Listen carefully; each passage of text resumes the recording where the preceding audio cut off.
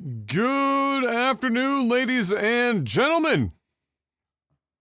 It is Thursday, September the 24th, 2020. It's another Technical Off podcast. I hope we find you well. My microphone's all over the place. Every time I stand up these days, I'm just ramming my head off of my microphone. Let me just get that all back in place. There we go. It's another Technical Off podcast. Got another great show lined up for you today. I hope, as I said, you're all doing well. Fair amount to talk about today. Another banger week for some news. That's always good. Makes our job that much easier. But before we jump into that, of course, there are far more important things to do. Like asking Mr. Black. Mr. Black, how was your week? Same old same. Ah, Tomorrow I'm going to the dentist. okay. It's the first time in a while. So, and I know one of my fillings fell out. Yikes. This was almost a month ago. So I'm definitely going to need at least one filling. So anyway, I doubt they'll do that tomorrow. They'll probably schedule me for another one, but I'm just going in for a cleaning and a checkup. But I know it ain't going to be good. It's been a minute. So I got that tomorrow morning. So that's exciting. Amazing. Yeah. Max isn't doing so hot. He is old. Max is old. He's losing some weight. He's not eating food. His teeth are falling out. His hair is falling out. He's making a whole lot of noise, and he's just not himself. So we come Monday, if he's not starting to feel a little better, I'm going to take him to the vet and see what's going on, or if this is nearing the end of the road for him. But he ain't looking good, bro. He's starting to look like when Milo came in the house, And he was super salty. And he was super salty and stressed. But and Milo's kind of hanging around with him a lot more, and there's something going on. It ain't good. So Sounds like old age. yeah. So he's 12. He's probably 12 years old now. So I don't know. I don't know what's going on with that, but I kind of feel bad for him. I do feel bad for him. Of course. Because he's just not eating, and you can tell he's not comfortable. And we've tried, Kayla's cut up a bunch of minced up some tuna and stuff, and he ate just a little bit of it, but he won't eat much. We give him really liquidy food anyway, and he's just not touching it. He's drinking water, which is good. That's about it. And it's just not good. So yeah, that could be. We'll see what happens. That could be. Oh my God, the list of stuff that could be. But yeah, well, we'll wait and see. But he is getting up there, and he was never the healthiest looking cat in the world to begin with. He was. I think if there was an embodiment of a cat that just held every ounce of hatred in the world, that was Max. So we'll hope for the best for Max. But yeah, I mean, it sounds like. Good God, it could be 1,001 things, but we'll wait and see what happens there. I too had a pretty standard week. I didn't really do too much. I just streamed and slept and streamed and slept and played League of Legends and then stopped.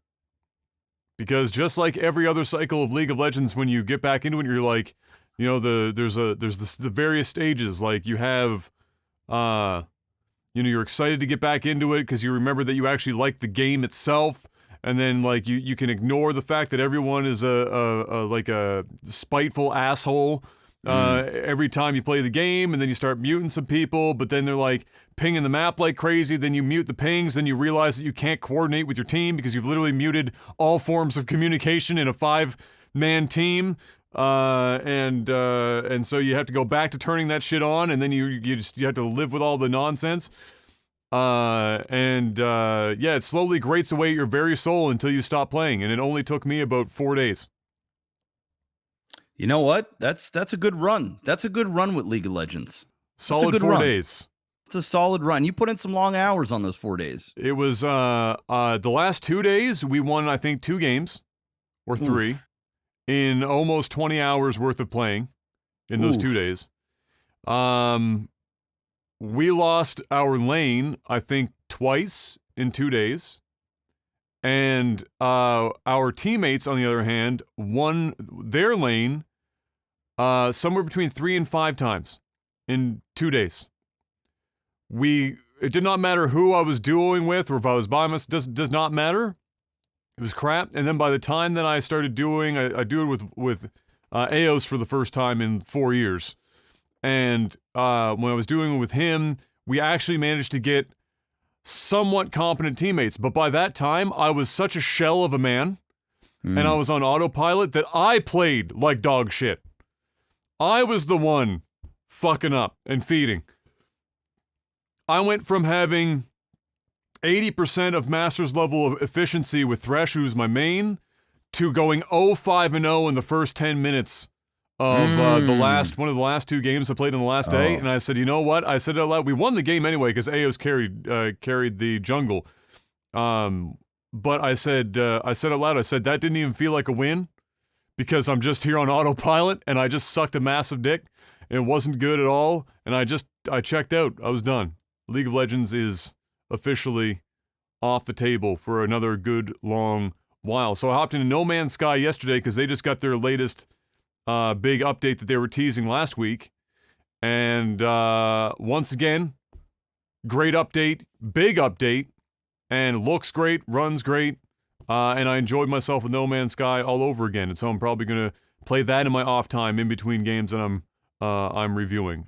They added all sorts of shit, like volcanoes and lightning storms, tornadoes, new weather systems on all the worlds. They added a few billion more planets because they didn't want to change with all the new environmental stuff they did. They didn't want to change the planets that currently existed that players had because they didn't want the bases to get destroyed or fucked up. So they just added planets to the systems the players were already in so that they could experience the new shit without their current stuff being dumpstered. Because some people have been building some wildly crazy and amazing buildings with the base building tools they've been given, so they didn't want to fuck that up. But anyway, I played that. It was fun.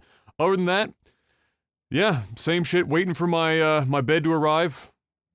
That's a long way away. Waiting for my chair to arrive. That's an even longer way away. And so I'm still sitting in my $80 chair on 2 pillows in a dream. Waiting for that to come through. But enough of that, Jeff.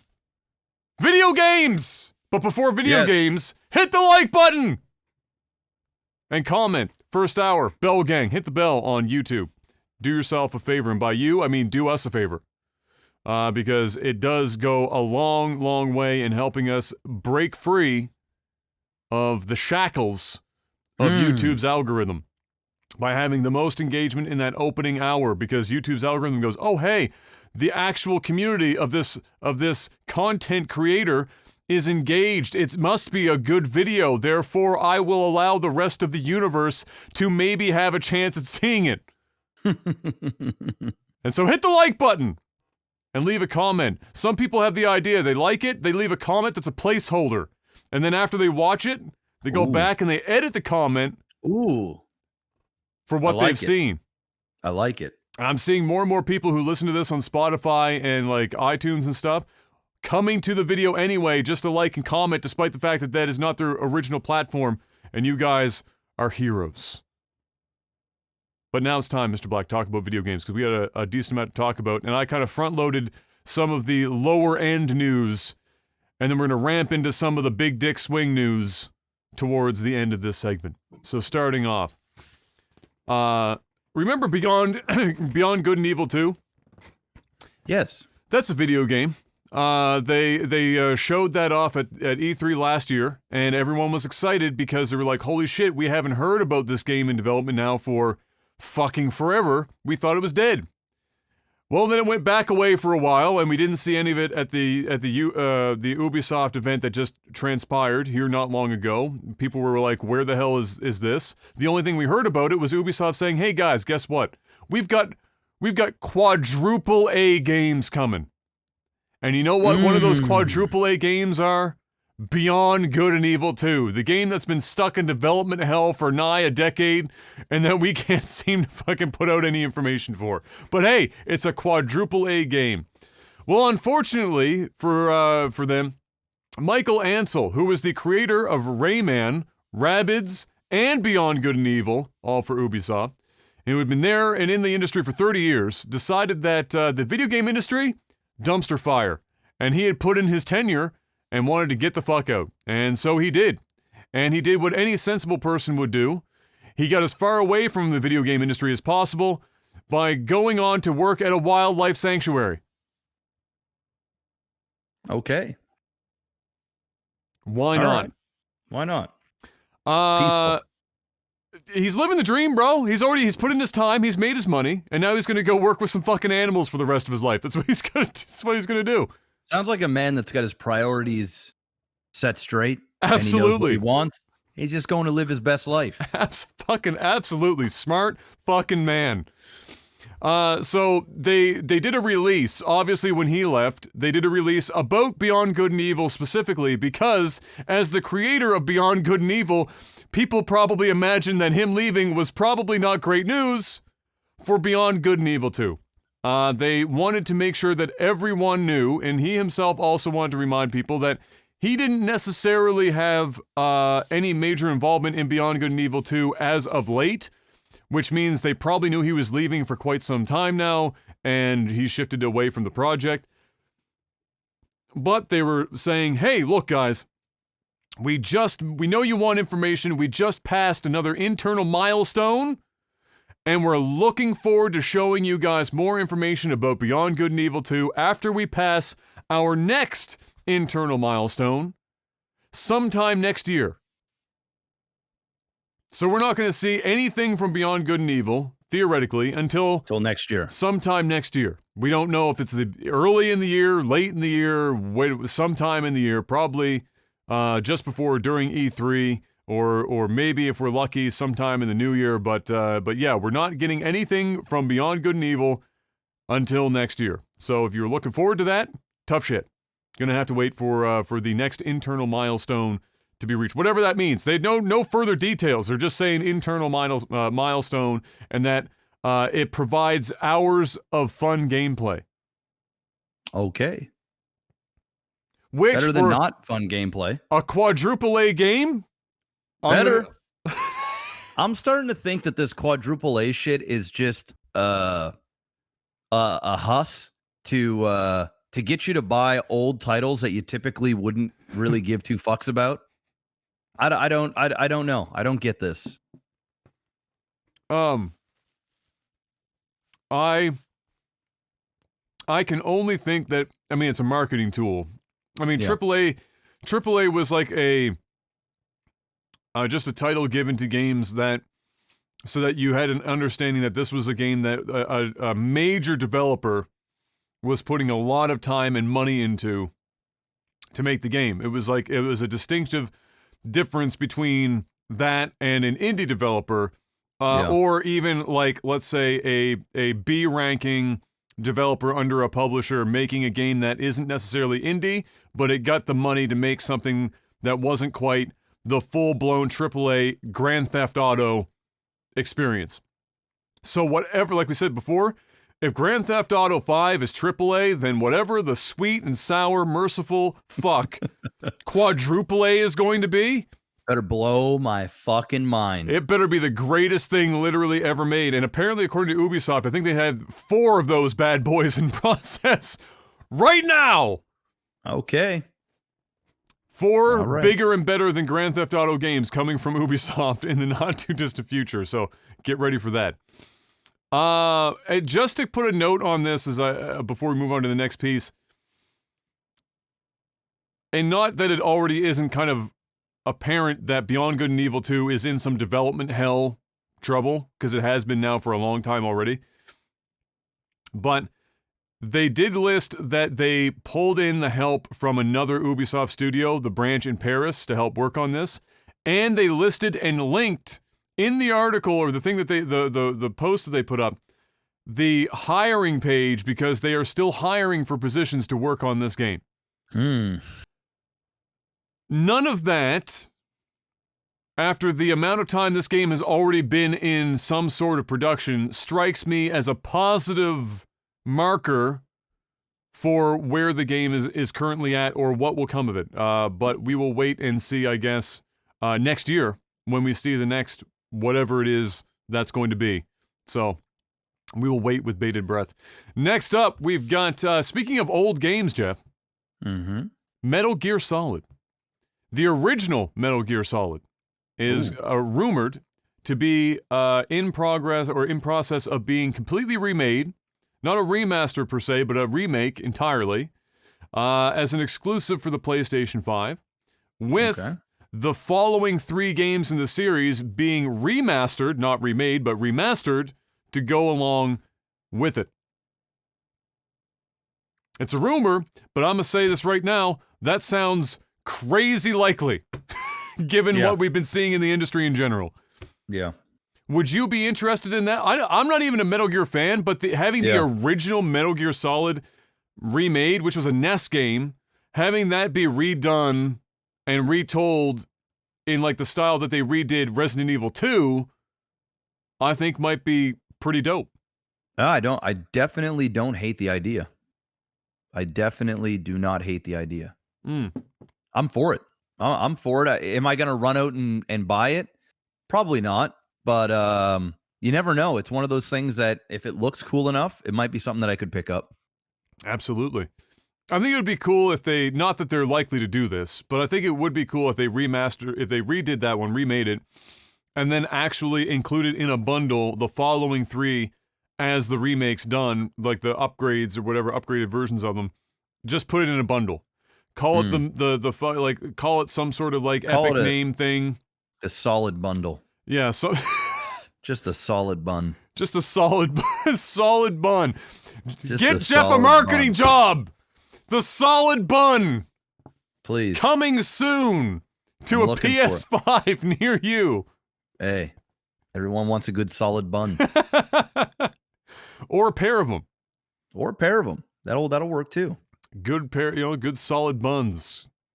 So that comes via a rumor at Red Gaming Tech, but like I said, it all seems pretty likely. I mean, we're seeing so many, especially when you get a new generation of consoles, one of the easiest things to be done, well, I mean, it's not easy to completely remake a game necessarily, but it is more often than not an easy choice to go back for the nostalgia grabs to get the attention to the new console. Metal Gear is like as attached to, ironically, despite the original being a NES game, it's as attached to Sony as you could possibly get, and so doing something like that makes sense. Next up in more remasters, because that's like at least 50% of the gaming market right now, Nier Replicant, which is the original Nier title, but, okay, so I'm going to try and explain this. So there was Nier, and then there was Nier Replicant, which was an updated version of the original Nier, but was only or exclusively available in Japan. Okay. So the updated version of the original that was exclusively available in Japan is being remastered for next year. They showed some off of the Tokyo game show, I think today or yesterday. And so it's an updated version or a remaster of the updated version of the original game, Nier Replicant. It's coming next year, and is updated in, obviously graphically it's getting a boost, of course, but the majority of it comes, from what I've seen so far, comes from the combat being completely overhauled. So it's essentially taken the Nier Automata, which is the more recent game that came out a few years ago, it's taking the combat from that and shoving it into the old one for the remaster, so you're getting the updated visuals. It's not completely remade, but it is bumped up. So you get the updated visuals and whatnot, whatever they wanted to do there on the visual audio side. And then you're getting the combat from Nier Automata, give or take, with completely redone, rebuilt animations and the ability to swap weapons like you could in Automata, etc., etc. So, that's... I mean, Nier is a very extremely popular game that became popular almost as originally a niche, and then Automata blew it up, especially in the West. And so a lot of people are super excited about this, and it comes along with news of also a Nier mobile game that's coming up, as well as a slew of, statues for the characters and a collector's edition that comes with all sorts of shit, whatever. All manner of stuff.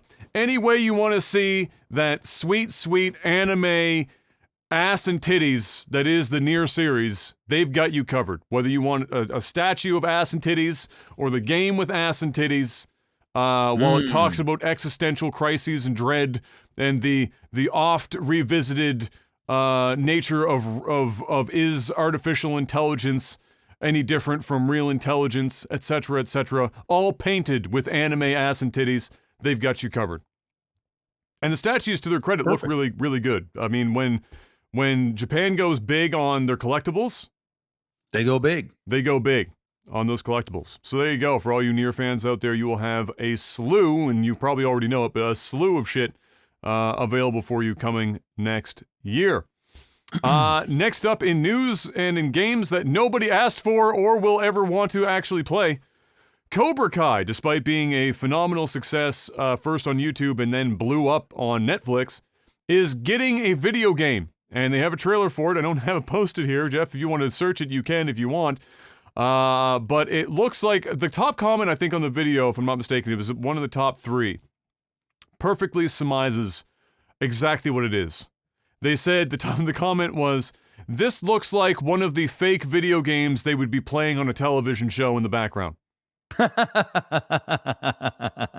And it is a super accurate description. That is exactly what it fucking looks like. It looks terrible. It looks like a game that was a fucking mobile game from a decade ago. It looks atrocious. And you can tell it's really good because over 50% of the actual trailer is just footage from the TV show.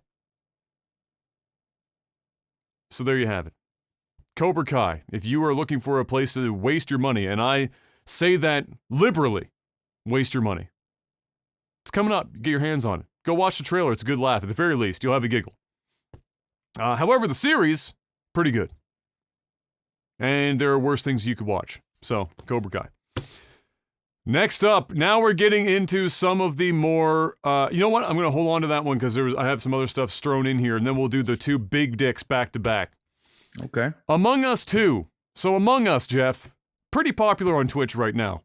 Pretty popular. And by that I mean it took Fall Guys and yeeted it into the sun and quickly overtook it as the flavor of the month.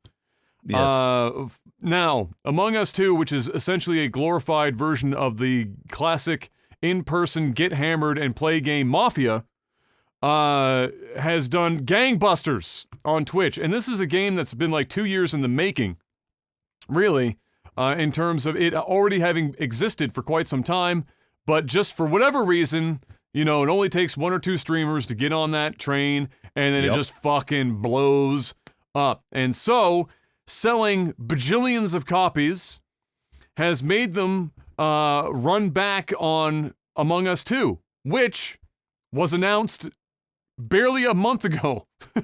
And they said, you know what? No longer happening. You know what we're going to do? We're going to update the current, which is already doing enormous numbers. And so why would you remake or make a new game when you can just update the current one, which is absolutely the right move for them because they will make way more money doing it this way, and it will make people happier because it means they don't have to move on to another game. It just so happened that it blew up. Yeah, exactly. It just blew up the way that it did, and it's a phenomenal use of that publicity. It's probably going to be like Fall Guys. They're going to have this little tight window to just maximize the shit out of it. Yep. And that's what's going to happen. So good on them, and congratulations to the team. And just another example of what Twitch as a platform is capable of doing for the sale of video games. I mean, huge. It is almost the thing that drives sales of video games now. Especially indie games or like party games and things of that nature. The stuff that like when you can get multiple streamers on board all going at the same time, that just drives it through the roof. You know, the AAA stuff is going to sell on its own regardless of who's playing it on Twitch. But when you get something like Among Us or Fall Guys that without Twitch's existence would unlikely do anything more than pretty small numbers. Yeah. People see it, they see the people having fun, and it just fucked to the moon real quick. And so congrats to the Among Us devs for stumbling upon that 2 years deep into the game's release. And then next up after that, before we hop into some of the bigger stuff, is NVIDIA. Of course, so last week we talked about how there was the initial release of the new graphics card information, but it was all NVIDIA stuff that was releasing it. So it was NVIDIA showing NVIDIA benchmarks, showing the cards in the best possible fucking light imaginable. This week, we got the 3080 into the hands of reviewers who actually got to put the card through its paces in real-world, actual gaming and application scenarios, and so we've got some feedback from that. As it turns out, the 3080 is indeed a big dick card, and it does big dick things. The only problem with it, which is exacerbated if you step up to the 3090, which we'll talk about momentarily here, is that you need to have a CPU to keep up with it. Unless you're playing 4K, which uses less CPU and more GPU, high refresh rate, especially something like 1080p, and even in some cases with 1440p, so people doing like, you know, gamers doing 1080p 240 hertz, or 1080p 144, or 1440p 144, more CPU, and if you don't have, like, the top-end Intel, I'm not talking AMD, fucking AMD right now. That's not who you're going to pair these cards with unless you're playing 4K gaming. You're going to want, for the 3080 and 3090, the top-end Intel, because even those bottleneck the 3090, and in some cases the 3080, in lower resolution scenarios if you're trying to push high frame rates. So just a heads up, it is not a one size fits all type shit right now for graphics cards. Graphics cards have now officially outpaced the CPUs. The CPUs to the point where a lot of the market is more interested in lower resolution, higher frame rate than they are big frame rates at 60 FPS. Yeah. And so we have to kind of wait now for the CPU market to play a bit of catch up. That being said, I mean, if you're stepping up from a 10 series or even a low, like a 2060 or something, there's no reason that you wouldn't necessarily, if you wanted to, step into a 3080 or whatever. They're going to come up, the 3070 is probably going to be the best bang for your buck, but that's fine. However, one thing I do want to talk about is the 3090.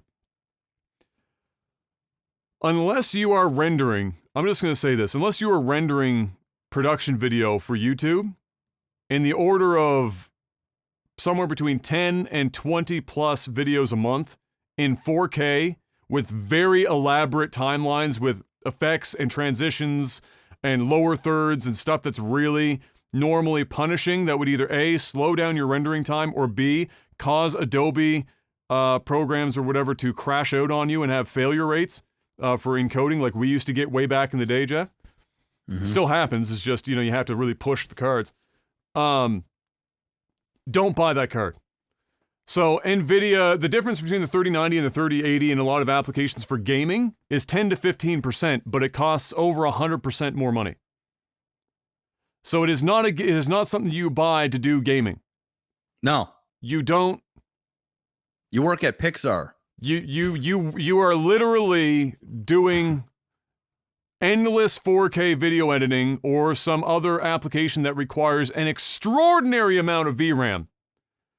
And if you don't, then don't fucking bother.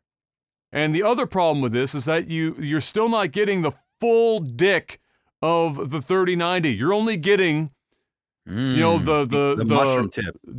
You're getting the whiskey dick because NVIDIA has intentionally hamstrung the drivers for the 3090 as to not cannibalize the sale of the Titan series and the workhorse actual workstation cards that they will inevitably release to do the work we're talking about right now. So, while it is still better than a 20 series card for doing your video editing work, if you want the real gains coming up, you're going to pay more money, but it will be likely orders of magnitude faster. And so don't pull the trigger if you're in that category right now, unless you desperately need it. I would wait, or grab a 3080 if you even can, because it's sold out fucking everywhere, and then sell it and move into an actual workstation card in the future. Do not fuck with a 3090. Just do not. It would be arguably worse than the 2080 Ti purchase. I'm not even fucking with you. So, if you're gaming, 3080... Wait, you're saying that my 20 Ti purchase was bad, Adam? And mine. And I bought it for a tax write-off, and it was still a bad fucking purchase. Bought mine like 2 months ago. Salty. Definitely just stick with a 3080. And even then, again, make sure you have a big dick CPU if you plan on really getting the most out of the card. Otherwise, you don't necessarily need to jump right into it and fight with everyone to buy one right now, because it is a fight. People are literally fucking like at each other's throats online right now, constantly on social media about bots and everything else, and it's a complete shit show. So just fucking ride this bad boy out. Yes, they're very good cards, and the 30XX series is going to be spectacular and a massive step forward. But know that it comes with caveats. Comes with a price. Also a higher power bill, because the 3080 or the 3090, I think this is the 3090, 350 watts. Damn. Just on its own. And when Linus was doing testing, it pushed up to like 370 some watts. Just for the graphics card. Ready for an extra $20 a month, boys. That power bill. You're also going to want a hydraulic jack to keep it up in your case, because it weighs about 14 tons. And so if you don't have a fucking little like bracket to brace the graphics card, if it even fits in your case to begin with, and you're going to need a big ass case, it's going to just basically pull the fucking connector right off your board. It is a big bitch.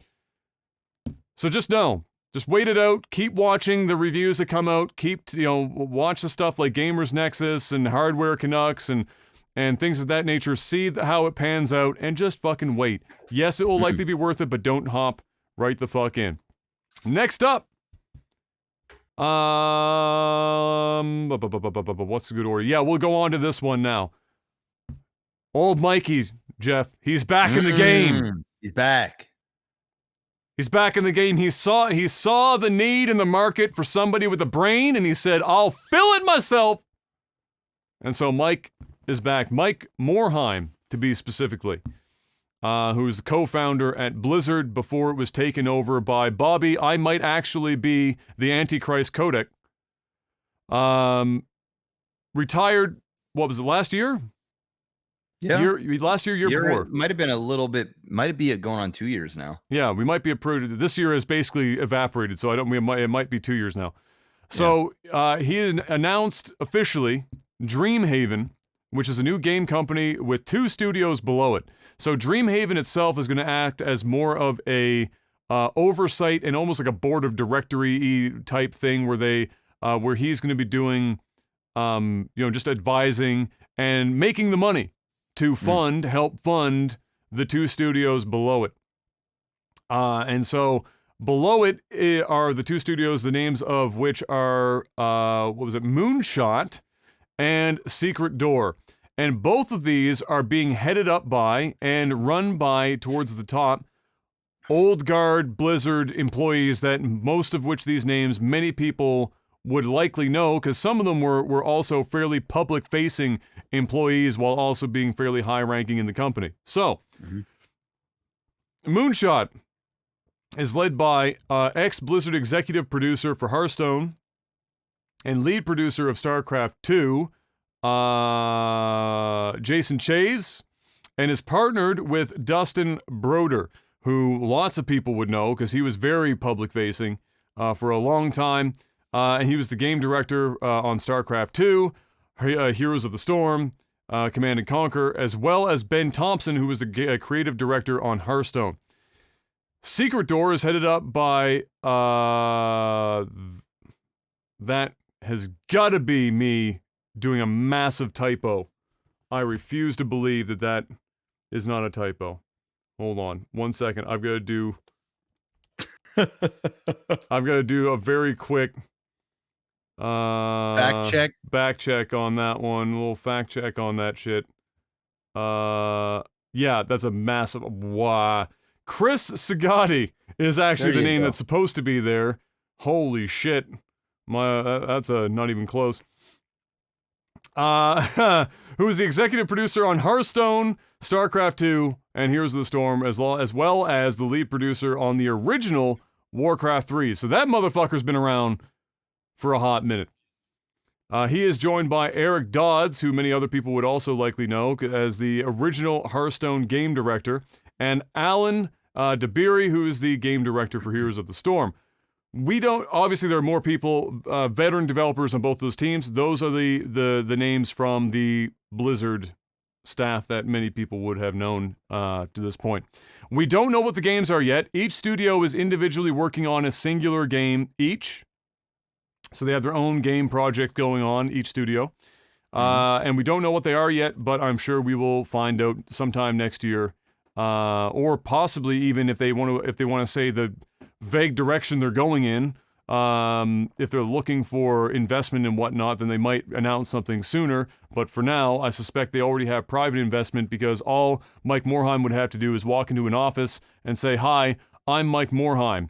I co-founded Blizzard and I'm making video games again, and I brought some of my friends with me," and they'd say, "Okay, how much do you want?" And so I don't think he's going to be hurting for money anytime soon. He could go, "Hi, I'm Michael Morhaime. I'm worth billions of dollars. I'm going to do it myself. Everybody hop on board." Also possible. Possible. So we'll keep you guys abreast of that as we get more, but that's where we are at for now. But what do you think of that, seeing Mike Morhaime back in the game? I love it. I saw that on Twitter and I was a very happy man. Question is, what type of game are they going to make, or games are they going to make? Is Michael Morhaime going to go back to his roots and make some RTS? You know, is he going to come and disrupt the RTS market? Not like there's much of one anyway. It's not really a disruption so much as just like, hey, we're still here. We're still here. I mean, if there's one person that could get people to play a new RTS game, it's him. I mean, he is the godfather of RTS. He is the GOAT. So, you know, he might do that. Maybe he makes a Diablo-like game. You know, he's also the godfather of those dungeon crawler games. He's the godfather of a lot. I highly doubt they do an MMO. So, you know, my guess is it's either going to be a Diablo-like game, another card game, or an RTS game. Man, I mean, you want to believe that just to play it safe, you're going to play to the strengths of the guys that you brought on board, right? So what you just said makes the most sense. For their first games, you would imagine that they would want to do that. That wouldn't surprise me. I think what I would be most interested in is the scope of these first games. How big are they going to try and go with these? Because they are, even though he has a lot of money, it doesn't necessarily mean you just go out and fucking shit that thing out the door all at once. You want to maybe start with something that's big, but not blown way the fuck out of proportion, and make it tight and a good experience. And so it will be fun to see a tight and good experience, if you know what I mean. I do. But yeah, that would be, I'm very excited personally as well. Just because it's rare to have a industry veteran that's respected like Mike be able to do well enough for themselves to go out and do this kind of thing. Yeah. And have enough funds and enough clout to build something substantial for themselves. It almost never happens. And so it's exciting. And it says a lot about, I mean, you can kind of read between the lines. Michael Morhaime likely, I don't know this, but I'm speculating, likely was not a happy camper at Blizzard Activision for a while. Basically, it went to shit. It became everything, in my opinion, that Michael Morhaime was not. It was almost the complete opposite. The games were no longer for us. They were money driven Activision titles that they squeezed, which, you know, they made Blizzard made billions of dollars before any of this shit. You know, they made so much money before they sold themselves to the devil. to a degree. I mean, I'm not saying everything that Blizzard Activision has done is bad, but I'm a little biased because I come from a place of old school roots of Blizzard, and you can most certainly see the changes for the millennials, or the ones that got into the Blizzard game like as Blizzard Activision, don't really know, maybe have felt the difference, but something tells you when he steps away and he walks away, and he spends no more than a year and a half of being a free man. He's now getting the old crew together to create more video games. If things were going so great and he was just so over the moon about how his franchises were going, why would he leave Blizzard in the first place? So this just goes to show that he's probably over whatever the hell. He probably lost his vote, like to be the guy that makes the ultimate decisions, or he was pressured to resign because stockholders need to make their money, and he probably said fuck this, took a little time off, and now he's back at it again, and he's starting fresh. And we all know the difficulties in creating new franchises, new games, starting a new thing. This isn't like him going in and consulting.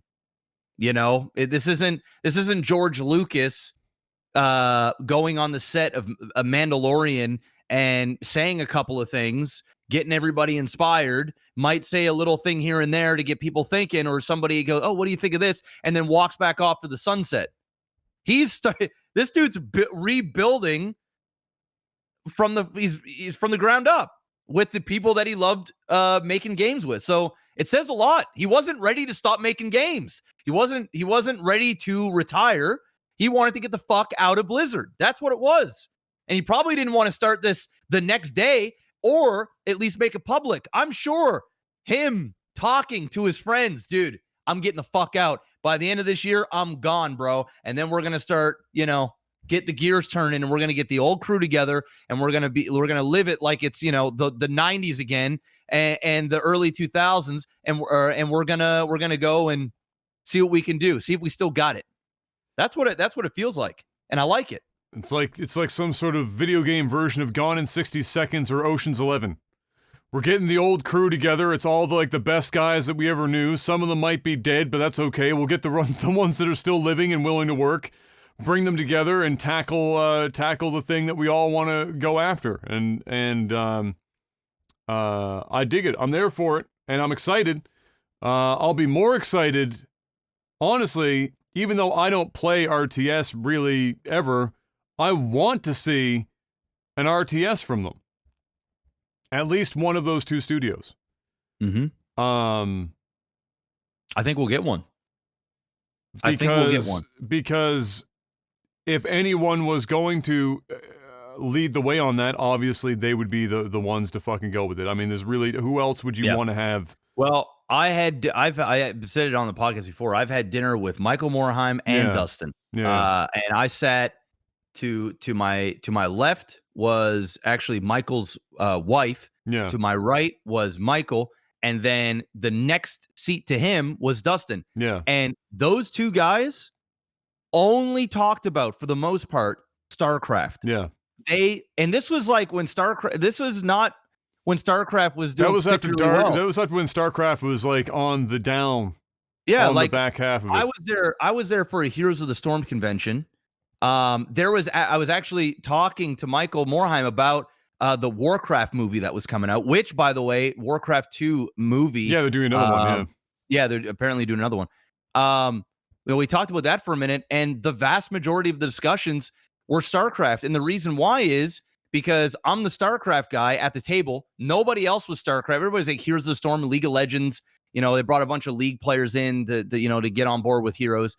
And they just love talking about StarCraft. Dustin was talking about how our videos, or When She Filled series, got him through a lot of workouts on the treadmill. He'd watch episodes running on the treadmill, and he was telling me about some of his favorite ones. And Michael Morhaime loved what we were doing, and he was telling me how much StarCraft is his baby. Like that that is the series, the game, the IP that holds the most to him. So I believe when you get these two guys together, how can you not get an RTS game or some variation? Maybe they flip the script a little bit. Maybe you start to see something like, remember Drop Zone that we played, where it was like the MOBA RTS combined thing. Yeah. Maybe they flip the script and they do something new, but it has RTS elements to it. I have no idea, but I'll be really, really excited when we find out the genre and what they're doing. Yeah, for sure. News flash. Breaking news. Mr. Black, Amazon is entering the cloud gaming service. Oh boy. It's called Luna. And it couldn't possibly have a more generic brand logo, but that's okay. Introducing Luna, Amazon's cloud gaming service where it's easy to play great games on devices you already own. No waiting for lengthy downloads or updates, just play.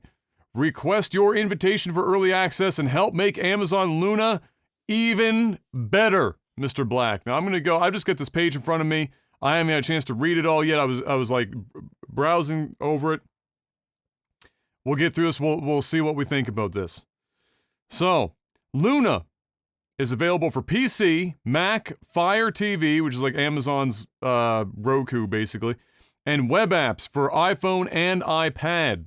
Interesting, no mention of Android devices. Play screen to screen without missing a step in your game with the Luna controller, which, by the way, is quite literally an Xbox controller merged with the Nintendo Switch Pro controller, which is already basically an Xbox controller, but that's the controller. Explore, blah, blah, blah, blah, blah, blah, blah, blah. Yeah, they're talking about the games. $5.99 a month early access pricing, which means that's going to go up at some point, but that's where they're starting at. Unlimited hours of play, growing library of games, so they don't really seem to have much of a list here that I can see yet, but I'll see if there is below it. Up to 1080p 60. With 4K coming soon in parentheses, much like Google's version trying to push 4K and realizing it's not really a good idea. Stream on 2 devices at the same time, Jeff. 2! And what could those 2 devices be protected by at the same time? NordVPN. That's right. Play on PC, Mac, Fire TV, and web apps for iPhone and iPad is what they already had before.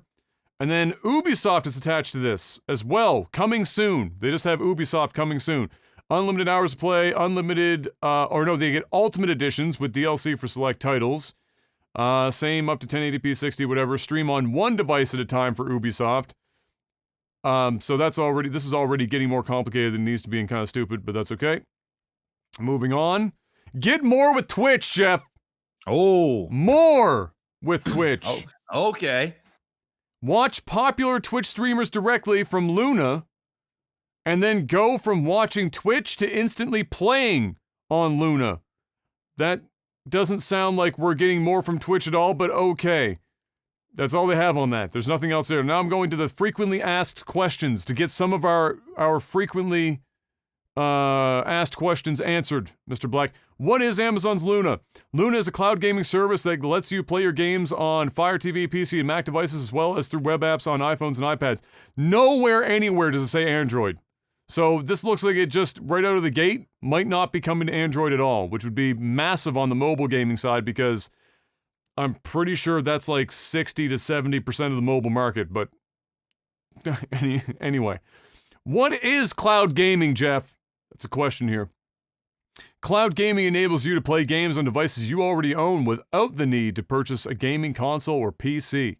Games live in the cloud, so there are no lengthy downloads, installs, or updates required. How do I access Luna? Currently, early access to Luna is available exclusively by invitation. What do I need to play on Luna? High-speed internet connection, compatible game controller or mouse and keyboard, and a supported PC, Mac, Fire TV, iPhone, and iPad. What is Luna Plus? Oh, this isn't mentioned anywhere else. Luna Plus is on here, even though it was literally nowhere else in the fucking paper I saw before. Luna Plus is a game channel, offers a growing library of new and favorite titles. Set up Luna profiles to play on 2 devices at the same time at up to 1080p 60 FPS with 4K coming soon. How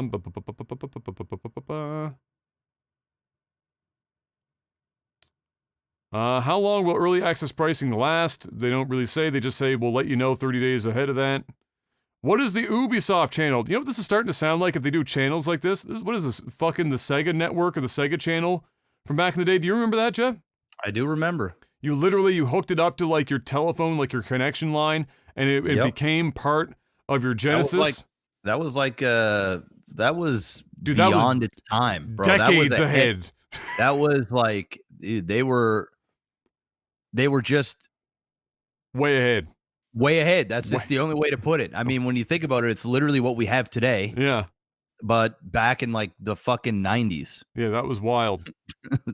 Ubisoft Game Channel will include new and favorite titles from Ubisoft, including Ultimate Edition versions for select titles. The Ubisoft Channel will provide you access to play on one device at up to 4K resolution for select titles. Stay tuned for more. Which controllers are compatible with Luna? You can play with a Luna controller, Xbox One controller, DualShock 4 controller, or use a mouse and keyboard. Can the Luna controller be used with game consoles? The Luna controller supports Bluetooth and USB for offline play on many devices. Luna controller is not licensed for play on game consoles. How do I buy the controller? Only those who are invited right now can get it. All right, so it's another cloud. Literally service. another cloud thing. I'm trying to see if there's one of these that is actually. It's only available in the U.S. right now. For those who get invited. Oh, here you go. How much data should I expect? So here you go. Unlike streaming movies or music, cloud gaming can consume up to 10 gigs an hour at 1080p. So data caps, you're going to want to, like every other thing, service like this, you're going to want to keep an eye on it. So there you go. Amazon Luna.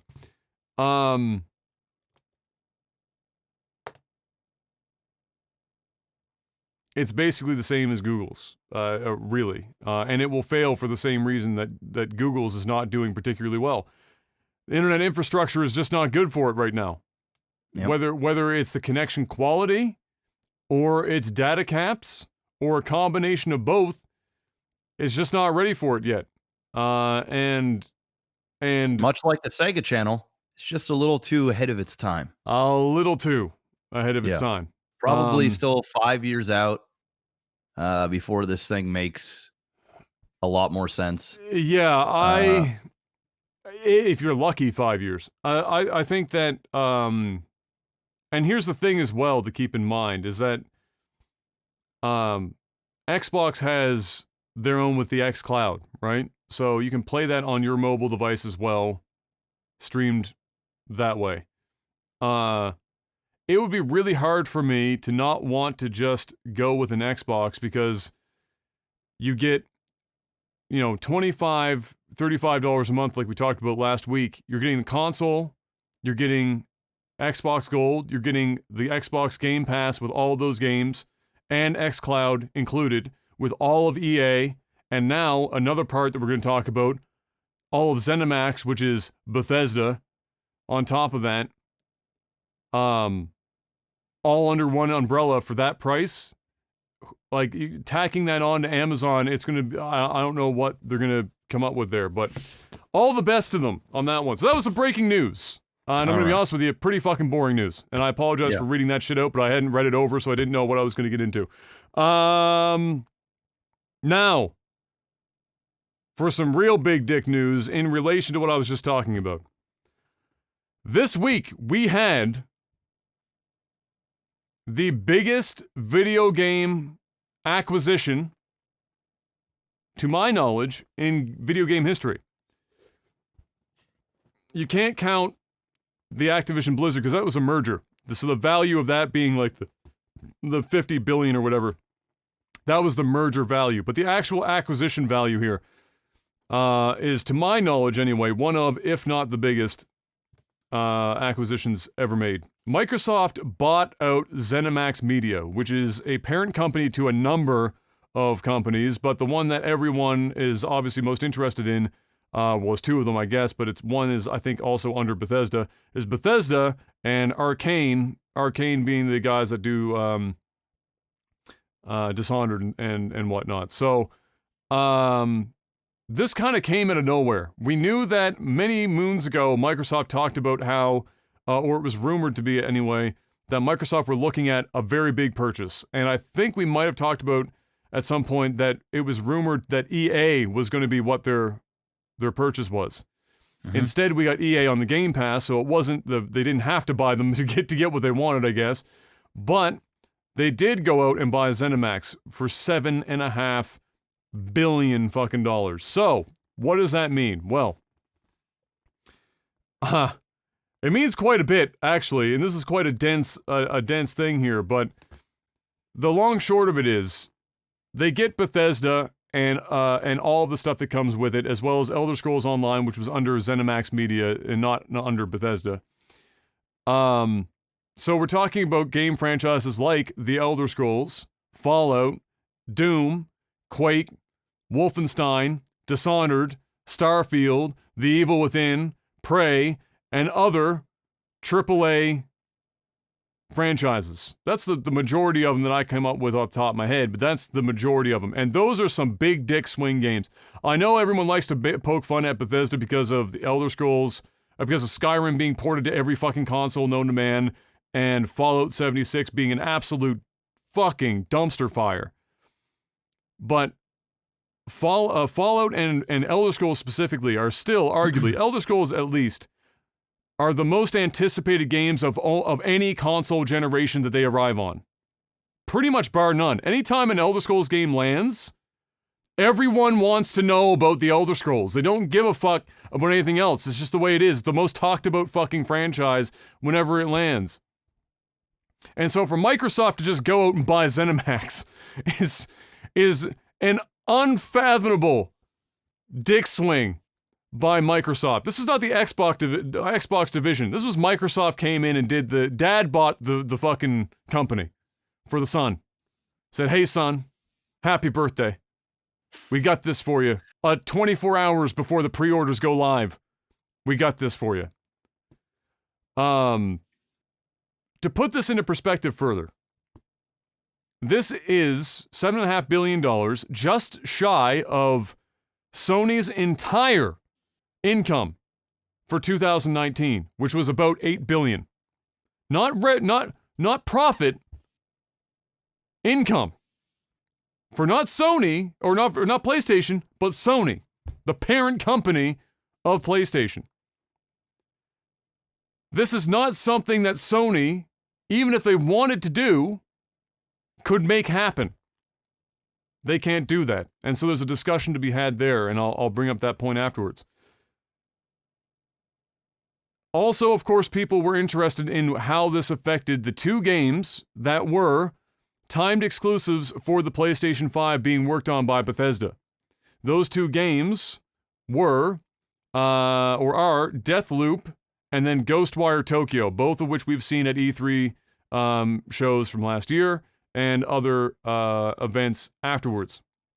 Both of those were confirmed by Microsoft to be staying as contractually originally written timed exclusives for the PlayStation 5.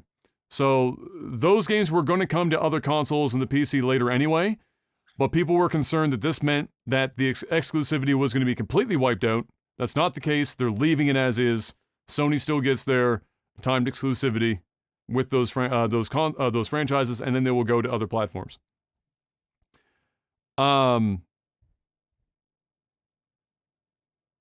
The plan, I have a bunch of notes here, sorry, I tried to get everything out of my head here. The plan is not to necessarily make everything exclusive. So this was another question that they had for them, obviously, when this happened, because people were like, holy shit, that's a lot of games that people have been buying on other platforms for a long time. So are all of them going to become exclusive now? Is this the future? People were like, Monopoly, Monopoly, Monopoly, what's going to happen here?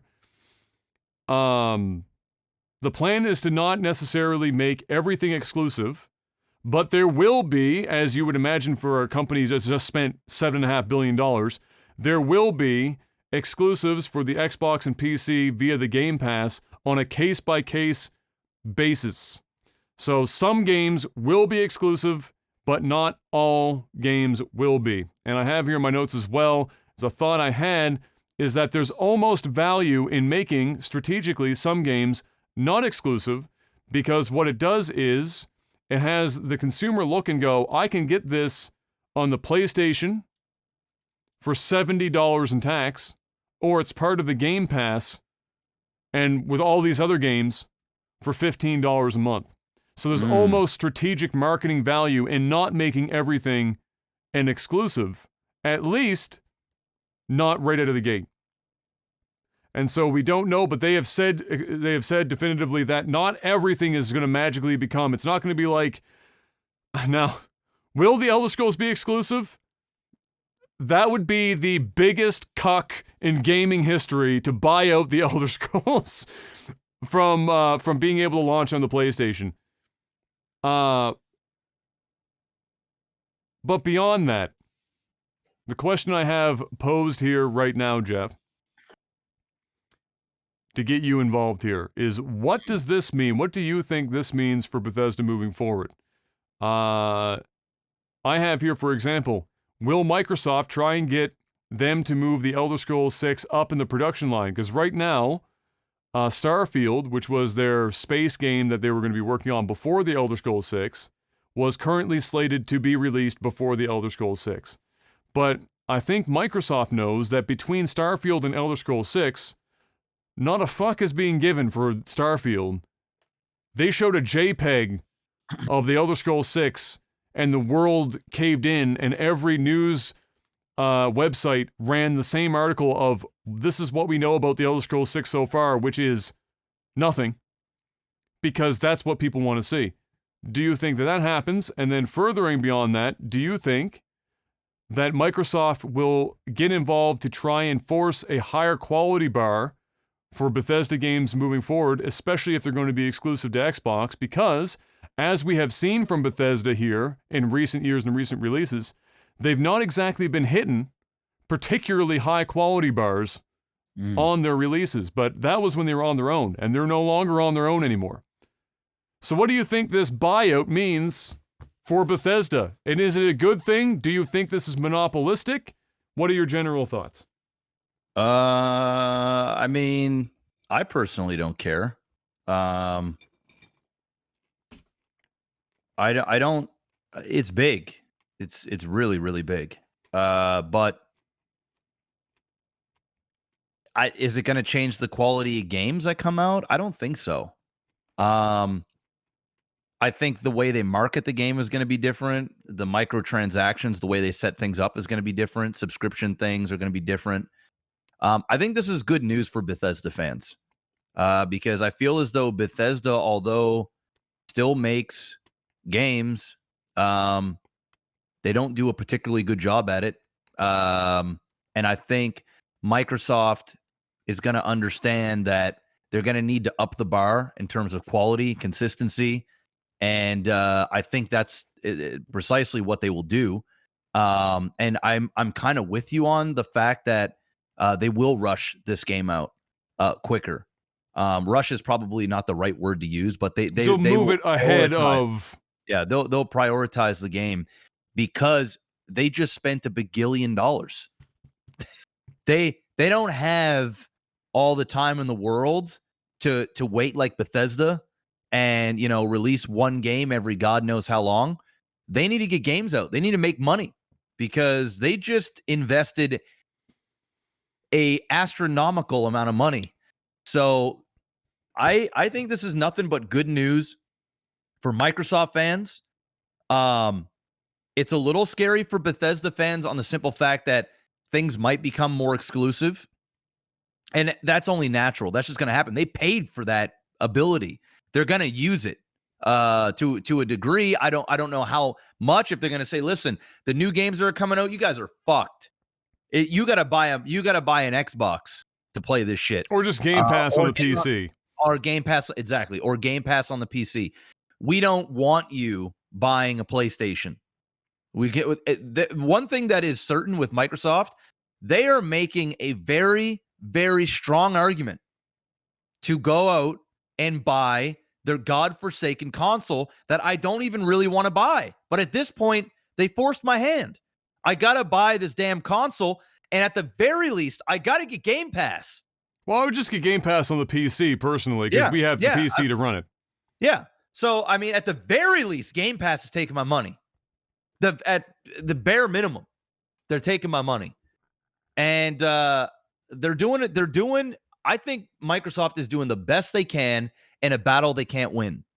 And I think what they're doing is throwing around their big dicks, throwing around their money, buying up whoever they can, getting a lot of headlines on them. They're doing this in like every few months. You're hearing this big fucking huge amounts of news leading up. I think they're doing a good job. I think the Bethesda buyout was a good one. I think it's money well spent. I think it's money they're going to make back in the long run. And I think this is good news for Bethesda fans. I don't see how Bethesda fans can get upset. Bethesda fans have been crying for years about regurgitation of the same fucking games, the same broken shit, the same fucking engines, the same old same, the gouging of the money. And here you go. Now they've been completely bought out. And so this, if you're ever going to have an opportunity for this to get better, it's not going to get worse. How does it get worse? I think that this was the savior that Bethesda needed, or Bethesda fans needed, and Bethesda needed to rejuvenate it. And even if they do use the old engine again, which I'm sure they will, the fact that it's a Microsoft title, or now, I think that changes the game. I think people will go, okay, you know what? Let's give it a shot. Let's see if they made the difference. And if they make those quality differences, I think Bethesda could be right back in good graces with a lot of people. Yeah, just speaking about Bethesda, not the buyout, is that when I reviewed the Fallout 4 originally, and I got to the end of that review, I said Fallout 4 will be the last game that fans will give Bethesda slack for. Yeah. Because it just perpetuated what you just talked about. The same bugs, the same shit, regurgitated whatever. And yeah, Bethesda fans were going to buy it. Look, because they'll buy anything. Like Nintendo fans, it just doesn't matter. They're going to buy it. They'll complain about it, but they're still going to buy it. But I felt like 4 was probably the last one. And then we got Fallout 76, and my point was fucking proven pretty much outright. And we haven't seen anything come out of them really since, because they haven't been putting anything out. And, yeah, I would be shocked if Microsoft let them get away with that kind of fucking Yeah. Now that they've spent that money, $7.5 billion on the parent company, right? Like, I'd be fucking shocked if they let them get away with that shit. So, regardless if it's Microsoft providing them the funds, or helping get them hooked up with more development what about teams. Toddy Boy? Is he still going to be around? You know what? I'm gonna be. I'll be straight with you. If I was at Microsoft right now, and I had literally any say in how this acquisition went, Todd Howard and Pete Hines would no longer be working at Bethesda tomorrow. Yeah. At best, Pete Hines is sent into the sun. And Todd Howard is relegated to salesman on the E3 stage.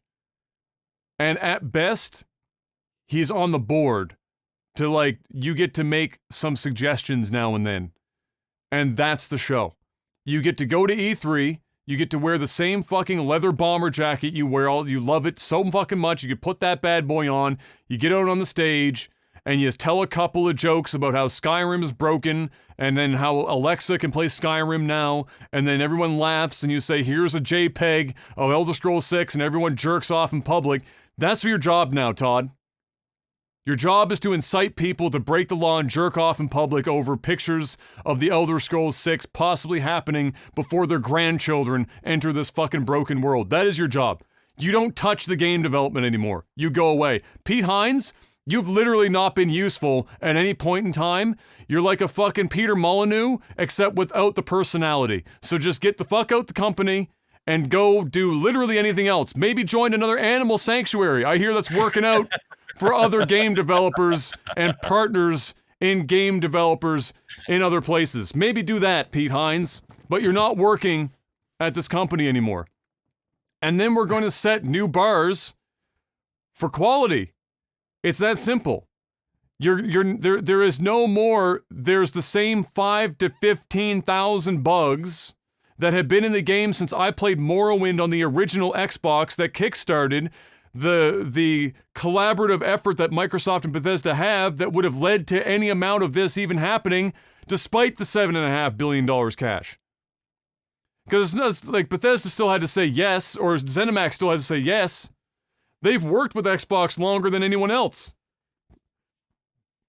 And so you gotta stop with that shit, because I have to also imagine that Microsoft knows that Bethesda's name right now is tarnished. They're not worth what they used to. If you tried to buy out ZeniMax Bethesda just before Fallout 4, I don't know. I mean, it would have maybe it was still $7.5 billion, but you know, it would be more than that if you fucking inflation and shit going forward, however you wanted to change it up. I mean, it'd probably be closer to 10. But right now, Bethesda's name is how much cheap rum in plastic bottles can we push out the door, and how many canvas bags can we fucking fleece people on for like 3 years. That's Bethesda's name right now. They don't have anything else. So this was a great opportunity. $7.5 billion is a lot of money, but it could have been worse, and it would have been worth more money in the past. So I think Microsoft knows that, and I think that they know that if they want this to go well and have people actually get behind this moving forward, that they're going to want to know that A, Bethesda's going to be mostly left alone to do things like still allow people to modify the games like they have for decades, because mods are such a big part of that ecosystem, but also ensure that there's some fucking quality control for once, because there hasn't been quality control for fucking 20 years now. Shit's crazy. So I think it's a massive move. It obviously adds almost incalculable value to the Game Pass. Yeah. And this further proves how invested Microsoft is in driving sales of Game Pass. Yes, they want you to buy an Xbox console. Is that their primary focus? No.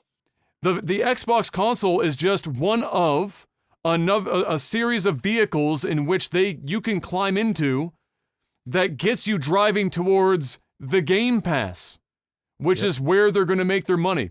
And right now, they're over 15 million subscribers to Game Pass, and the shit just started popping off. Yep. Now we've added, yeah. Now they're just paying. They're going in debt over and over and over and over and over and over and over, and you know it's cost them a fuck ton of money. But in the long run, dude, when they run the market and they've got all those bagillion ass subscriptions, then they're going to raise the prices. They're going to find new ways to monetize. And that's when they're going to, cash in big. They're just buying the market right now. This is how I see it, is that I think also Microsoft is looking at the market and seeing that games are going to cost $70 plus tax US going forward. Getting people to have a high attach rate of games to consoles at $70 a fucking pop is going to be harder and harder and harder. And when you tack on microtransactions and ads for fucking, lube in the middle of your UFC 4 combat fucking, your in-ring octagon ads and shit, everything else you want to cram in to monetize it, I think that they see that it's going to, be harder for the consumer to do that up front on the games they want. And how do you do that and lock in more value over the lifetime of a console or a vehicle? You get them onto a subscription service. And like we talked about before, this bitch could go up to $30 a month US. And for most people, playing one game a month is still half the cost of a new game outright. And so unless you're a person who says, well, I don't technically own the game because if I stop paying for the service, I'm out. Unless you're in that group, or want to have a shelf of physical games behind you, There is no reason financially why you wouldn't want to be a part of a service like that. And Microsoft is in a unique position in the gaming market to be able to afford to position themselves early against everyone else. Like we just said, they just made an acquisition, a part of this business idea that is almost as much as the entire revenue for Sony of last year. So they're taking that opportunity. Here's something else that I would say to kind of ease people's minds about this. Where they, in terms of monopoly, this is not even close to a fucking monopoly. Sony and Microsoft have both been buying up studios left and right. This is just the biggest individual purchase. But they have both been buying up studios like fucking crazy up to this point. Here's the difference that you're going to see moving forward between Sony and Microsoft's attempt to corner certain parts of the video game market. You're going to want to look at Sony like the boutique store. It's going to cost you more money, but you're likely going to get, on average, higher quality for that money, and that's going to be their marketing drive. We've got the best games. They are the prettiest games. They play the best. It's whatever. They're going to corner that high end, almost like you're selling a sports car to somebody, or you're selling instead of like, I know you're looking at that fucking fully loaded Camry, but for 15 grand more, you can step into a Lexus. Lexus is the Sony. You get Microsoft that's going to get you 80% of the way there, but if you want to spend that extra couple of dollars, we're going to get you fucking white glove service all up in our Sony console with all of our games. We're going to turn into the Apple of the video game market. We're going to push marketing hard. We're going to be the sexiest looking console. We're going to say that we have the best curation for games. We're going to position ourselves not as somebody who just simply buys, but who cultivates our own video game developers internally to make these games. Microsoft, in the last console generation, and partially the one before, fell woefully behind PlayStation in that part of the business, where Sony, knowing they don't have that kind of money, had the time to sit back, especially in the last generation where they outsold the Xbox like 2-1, had the time to cultivate their own development in-house to make masterful games coming out of the likes of things like Naughty Dog, for example. The games that are better than the stuff that Microsoft makes. Or they get the God of Wars and shit of that caliber. That's a different fucking animal, a different beast from what you get on the Xbox side. And that's not something Sony necessarily went out and bought a parent company to acquire. They helped grow that shit internally. That's why it's boutique, and they're going to continue to do that because they don't have the money to spend $7.5 billion on ZeniMax Media. Microsoft, unfortunately, doesn't have the time, which Sony had. And what's the opposite of time? It's money. And what does Microsoft have? Money. Tons of it. And so they're spending the money to put themselves in a position to go up against Sony at that same level, but acquiring people with the hopes that they can do it for them because they don't have the time to play that catch up. If they did, they'd be long gone and way too far behind. So you're looking at a big box retailer in Microsoft versus the boutique sales corner of Sony. You're going to likely get that kind of marketing distinction between the two of them. Very different methodologies for the very different money and time difference between those two companies operating as competitors in the market. Microsoft is not suddenly a fucking monopoly because they bought ZeniMax fucking Media. And nor is it suddenly going to mean that they're going to be the only operators in the market. People were very doomsday about this shit. Somebody else will come up to also do it. Microsoft sees where the market is going. The Game Pass will not be unique for very long, but they're getting in the first mover position while also tacking on value to other segments of the market like cloud gaming with the xCloud that other people are trying to make a run at. But they also know, like you said as well, it's too early in the game. So they're not pushing it, but it's there and it's part of the package and it will get people on. So it's all I'll say is I'll wrap it up on this. Phil Spencer is a fucking god. And he's not making enough money at Microsoft. Whatever they're paying Phil Spencer at Microsoft, fucking 5x that bitch. Tomorrow.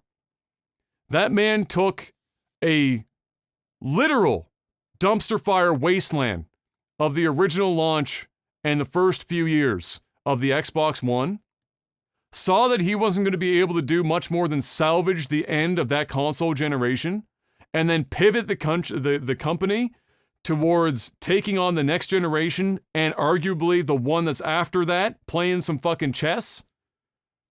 And now look at where Xbox is. If you compared them, where Xbox is now in terms of what they're marketing and how they're pushing for games and easy access to games and value versus whatever the fuck the original Xbox One was, night and day. And he's just not getting paid enough fucking money. But you know who is getting paid too much money?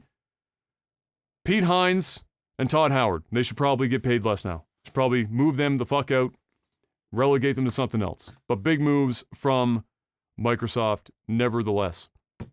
And that's the end of our... Oh, actually, no, it's not the end of our news. We have one more thing Xbox related. They announced the pricing for the Xbox Series S and X memory cards, the expansion for the hard drives. Yep. So they're coming in at $219.99 US for a 1 terabyte drive, which sounds extraordinarily expensive because it is. However, keep in mind a couple of things. One, while some people compare it because it is PCIe 4.0, which is like the latest spec, while it doesn't run as fast as some high-end 3.0 or some 4.0 cards, it is still a specifically designed piece of hardware to suit the Series X and S. It was going to be proprietary in that regard. And Microsoft, as we mentioned many moons ago now when they first announced this concept of the memory card, is trying to make it as easy as possible for people, despite costing them probably about 15% more than they would get elsewhere without a big sale, to get into just buying a card and you plug the fucking thing into the console. You're not taking a screwdriver and undoing like a plastic panel at the bottom and taking out NVMe drive shit and then like putting that in and clamping it down and doing like, you're not doing hardware upgrading like people that are normally only comfortable doing as a PC enthusiast or somebody with some semblance of PC building knowledge. They wanted to get rid of all that shit because if you a lot of people don't realize the majority of console players, they don't know about any of that shit. They don't know what the fuck PCIe 4.0 is. They don't know what the difference is between this $220 drive and the $50 2 terabyte drive that they have plugged into their current consoles, that they're asking, why in the shit did I just buy a $50 2 terabyte drive and this 1 terabyte drive is $220? Those are legitimate comments, and a lot of them on the news of this release. They don't understand what the difference is between them. So to think that those people are also going to want to do something like go to Sony's website, look at the current whitelist of third-party NVMe drives that are the right size and the right speed, both the physical dimensions and the size of the drive storage capacity and speed, and then install that themselves and not have that go fucking horribly wrong with wrong purchases of the wrong drives or thinking that they can just buy a normal SSD and plug it into the console and have it work. Microsoft saw all that shit and said, fuck all that. We're just going to make a fucking memory card that they know how that works. And you plug it into a slot at the back and you're done. That's the show. And if you have multiple, you take one out, you fucking plug the other one back in and you're done. So yeah, it's expensive. It is definitely expensive, but it's not much more expensive than PCIe 4.0 NVMe drives are right now. The list of stuff for PS5 is very limited at the moment.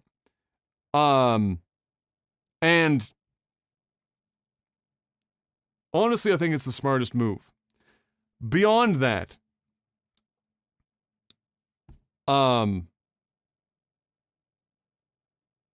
what people should also know, and this is true, just jogging my memory here, this is true about PlayStation 5 as well, is that both of them require for the new games, so the PS5 games and the Xbox Series X or S games, they require that speed to operate those games. However, for the Xbox One games, Xbox 360 games or older, the ones that are backwards compatible, can all be run on any standard USB hard drive that you plug into the console.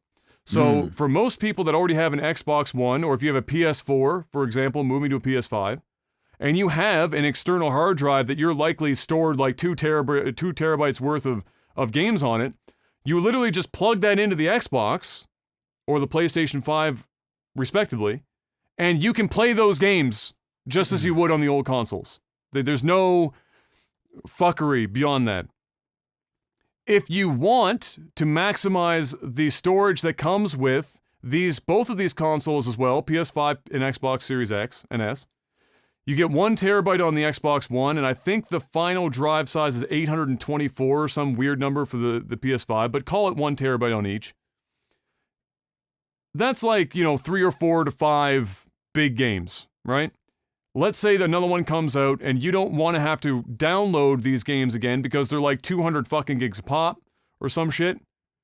What you can do is you can actually just transfer those games to a USB drive, like the one you probably already own, and then download a new game, and in the future, if you want, you can swap the ones from the USB drive back onto the internal hard drive and pick right back up and play it again in the future. You don't have to re-download it if you're worried about internet caps or slow internet speeds, things of that nature.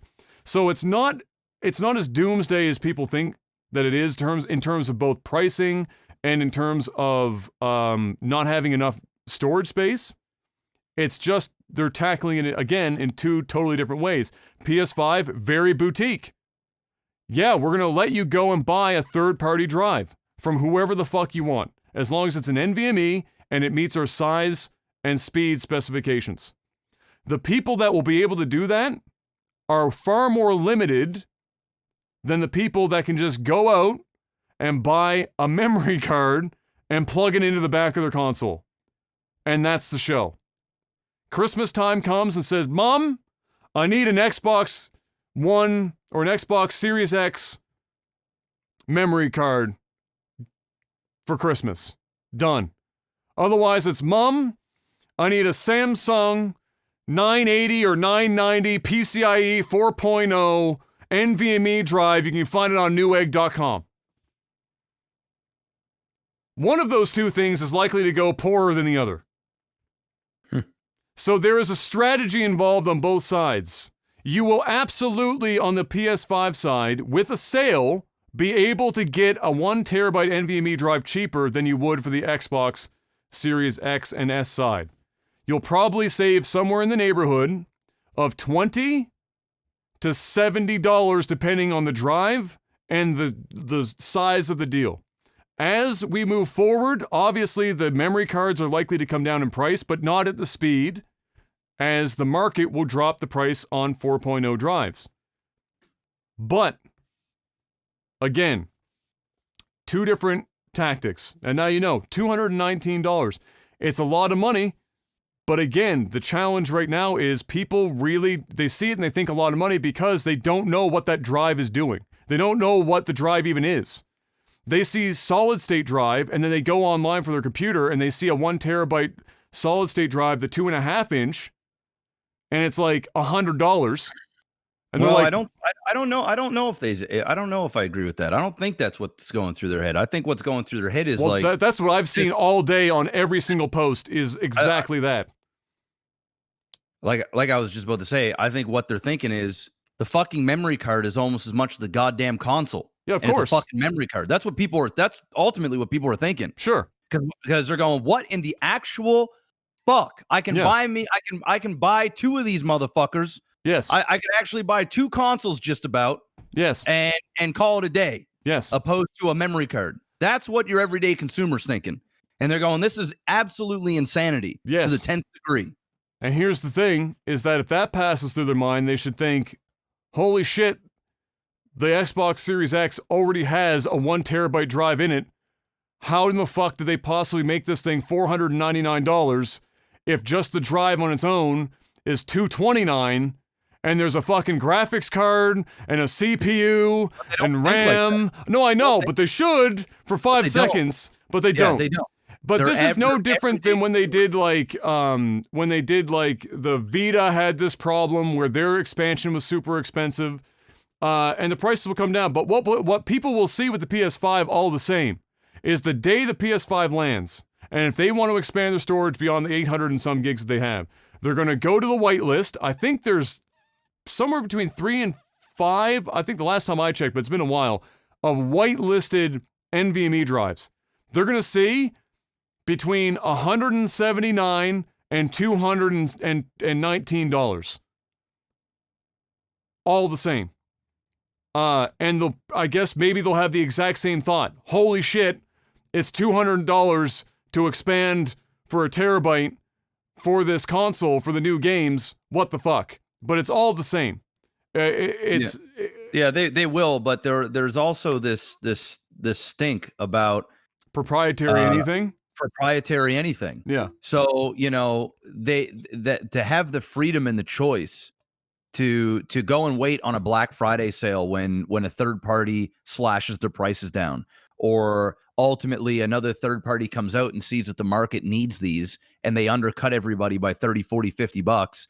They want to have those options. The fact that they got to buy it from the first party, they're going, oh, well, here's the reason why the fucking console's this cheap. Because they're going to fuck us dry with a goddamn memory card. Oh, there's a reason why we only get 1 terabyte. Because they want to sell us this bullshit fucking memory card. Oh my God, these games, they're fucking 500 gigs each. What the fuck? I only can get 2. Looks like I'm forced to go buy a memory card. That's what an everyday console consumer thinks. That's what mom and dad think when they go and buy the shit. When they go to Walmart and they go, oh, let me go ahead and pick up my new Xbox for my son or daughter.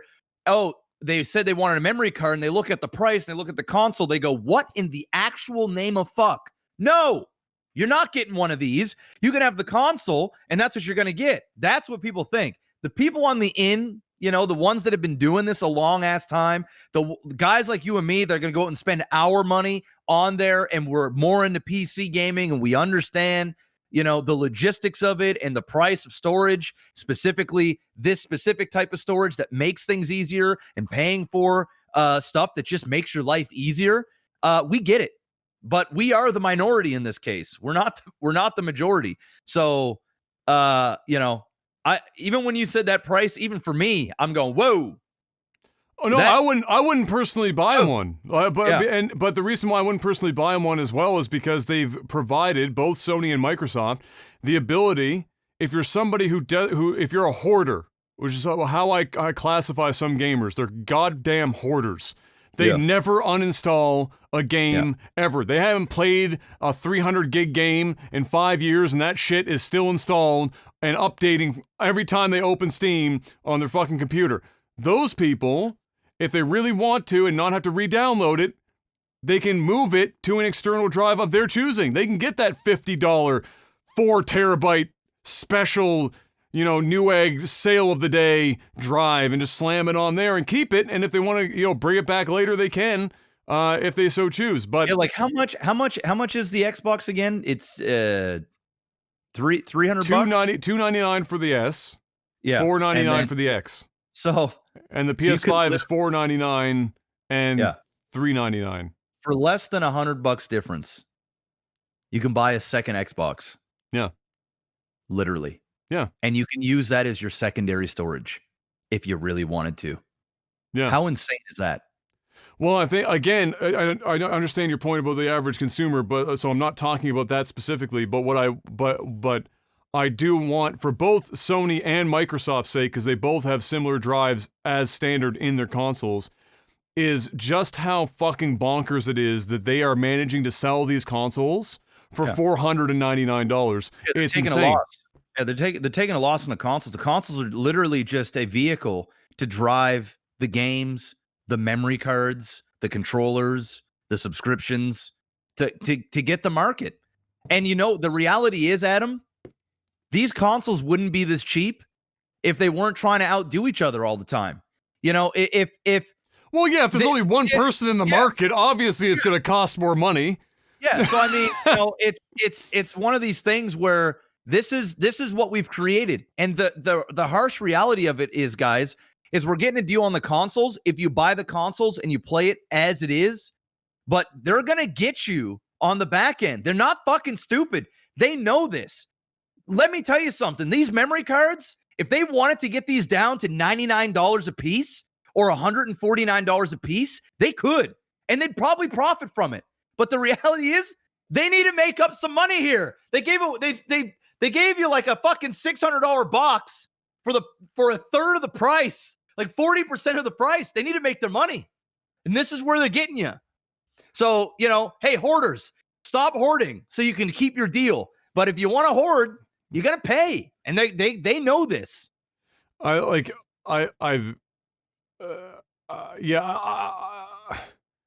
Again, a terabyte should really fucking be good for most people. I mean, if you can somehow manage to need to have more than, let's say, 5 high-end AAA fucking titles installed on your console at any given time, I don't know what kind of life you're living, but fucking God bless you. I play games for a living, and I don't have that kind of shit floating around on my consoles. So...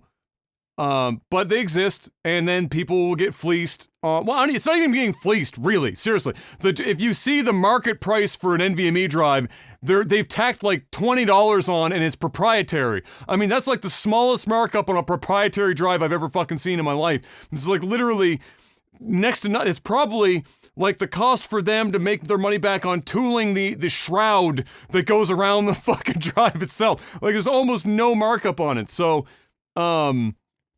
yeah, it's, there is a lot of value to be had in this generation, but like any generation, the accessories are always what's gonna fuck you up. Nintendo, for example, is by far the most egregious example of accessory porn, in the history of console anything. The Wii U and the Wii and the Switch, the fucking accessories for these consoles are like, unreal. The Wii U is probably the worst. The Wii U needed so much shit to play, to even be able, because some games were only for certain controllers. It's fucking whack as hell. It was crazy. So they're going to get you on peripherals, but this is, I know people want to get up in arms with this shit, but this is probably the last thing that you need to get up in arms about. Like, there are lots of other things to get up in arms about, but this is probably it. The one to get up in arms about for Xbox is their premium controller charger they put up on the store today. It's like fucking $59 or $49, and it's a cradle to put your fucking controller in to charge it. Just USB-C into like a phone charger and walk the fuck away. But they'll get people on that shit. Mm-hmm. They'll spend $50 on a cradle for their controller. Yeah. It will happen. So yeah, that, you know, they will make their money for in other ways, but it's true. But there you go, $229 is their starting price. I would say by the end of next year, it'll probably be $199. But up front, you're going to be paying a $20, $30 premium for sure. And I will be most interested after this podcast. I might even go and look at the whitelist for Sony and see what those drives cost right now, and then keep an eye on those drives over the next few months and see how the price, you know, slowly comes down on those third-party drives, so that we can keep tabs on that. Because if there's gonna be like an $80 fucking disparity, that's a problem. If you're talking $20, fucking whatever. But like $80 disparity, that's gonna be a big deal. So we'll wait and see what happens. Next up, it's time for a little sellout, Mr. Black. Are you ready for a little sellout? Yeah, we got patreon.com/lagtv. If you guys haven't gone over there and thrown your wallet at the screen, now is that time. Now is that time. There's merch. You can be part of the tech support. You support our asses. All that fun stuff. Right over on patreon.com/lagtv. And big shout outs to everybody that is already over there and have been supporting. Also, we got Elgato. If you guys don't already have Elgato products, well, you all got to get one. We got 4K capture cards. We got green screens. We got key lighting. They even got new lighting now. The ring light, which basically goes around your webcam, your phone. It's their newest product. Definitely go check that out. It's called the ring light. It's been selling like crazy, like everything else. Like Elgato, it's hard to keep Elgato products in stock. Probably because we're in the middle of a pandemic, and also on top of that, they're just good products everybody buys.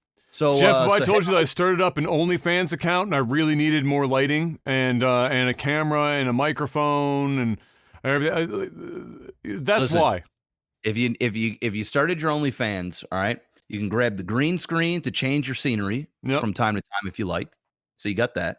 You can get your ring light to go around that phone while you're taking those sexy photos. Yep. All right. You can get a what else? Oh, can't forget about the Wave microphone. You can go ahead and grab yourself a Wave 3 so that you can do exclusive videos and sound extra crispy. That's and right. it's a plug and play. It's really easy. You don't need mixers and all kinds of phantom powered related things and all these other big words, cloud lifters and shit. You don't need any of that. You don't need any of that. You just need a plug and play, baby. You just need a plug and play. So Elgato, if you don't got one, you gotta get one. Link is in the description below, guys. They support the stream and the podcast, so head on over there. Plus, we got NordVPN. Listen, what's the name of this? Amazon's new Luna. All right, listen, guys. If you don't want to get eclipsed by the Luna, all right, when it comes to data, it's time to go and pick up NordVPN. 68% off when you use the promo code OTT on a 2-year term with a bonus month for free. Mask your IP. Don't get caught up in the craziness of data caps. Bypass it by just basically scamming out your ISP provider and masking you. Fleece your ISP provider. They're already fleecing you. Mask your IP. Hey, if you got Netflix and you want to watch different regions, fleece them as well. It's a fleecing world. And you can access the fleece by picking up your NordVPN. It's that easy. And if you don't want to do any fleecing, hey, not everybody likes to fleece. All right, I got fleeced a couple weeks ago. I'm still feeling the fleece. Jeff, my dentist has been telling me to fleece twice daily for years, and I still haven't done it yet. My dentist tomorrow is most certainly going to tell me to fleece twice a day after my cleaning tomorrow. I can guarantee you that. But if you don't want to huss and fleece your ISP provider, you don't want to huss and fleece your Netflix, it's time to at least protect yourself on the interweb. Stay safe. Stay anonymous. There's cucks out there that want your information. They want to steal your identity. They want to access things that you don't want them to access, like that prawn folder that you've got buried in 7 other folders. Maybe you don't want anyone to know that you spent $229 on an Xbox memory card. Exactly. You want to hide that activity from the wife or the husband? It's easy. The click of a button on NordVPN. And you're not getting fleeced when you use the promo code OTT. And so you save 68%. So head on over there. What are you waiting for? It's that time. Go now and hit the like button. That's all I got. Boom. Next up, it's time for movies and TV. Tom Cruise is teaming up with Elon Musk and NASA to film a movie in space. Sounds about right. It's set to be directed by The Edge of Tomorrow's Doug Liman, I'm not sure which pronunciation that is, and it's going to make use of the space station, apparently. There you have it. Tom Cruise is going to space. He's going to space. I mean, hey, everybody, listen, 2021 is going to be the year of space, all right? Fast and the Furious is going to go to space. Tom Cruise is going to go to space. Literally. Everybody's going to go to space. And you know who you got to thank? Elon Musk. Because Elon Musk is making it easier and easier for people to go into space. Now, will the majority of the movie be in space? No. It's going to be like one action sequence. There'll be, same with Fast and Furious. There'll be one action sequence. Do I believe that Fast and Furious will go up to like the space station? No, I think they'll go just so that it's you're just in space. You know, you've reached you're just above like the atmosphere, and you're technically in space. And yeah, maybe they'll drive a car off the back of a spaceship and land it on Earth. I And think Fast and the Furious is going to the moon, and they're going to make some sort of like bad Dark Side of the Moon reference, and then go back to Earth, and that will be the entire sequence. Okay, all right. Well, there you go. And it will be Ludacris that makes the reference. Luda. Next up, James Gunn announces that he's working on a Peacemaker HBO Max series with John Cena. So after they announced, John Cena being part of the cast for the next Suicide Squad extravaganza, I guess he's going to be a much bigger part in that movie, given the fact that they are now giving him an HBO Max series. And more interesting to me is the fact that James Gunn is going to be actually part of the crew working on that series. So he's not only part of the crew, he's writing all 8 episodes. It's an 8-part series that's already been greenlit. He's directing quite a few of them. We don't know the number. There will be a few other directors, which is pretty normal in series, because most people think that a lot of series, not everybody's a nerd like me, where like you're looking at the credits and you're seeing who directed what and stuff. A lot of people just think when they watch Game of Thrones or they watch Breaking Bad or they watch it's all the same person. True Detective or whatever, it's all the same director. It's not.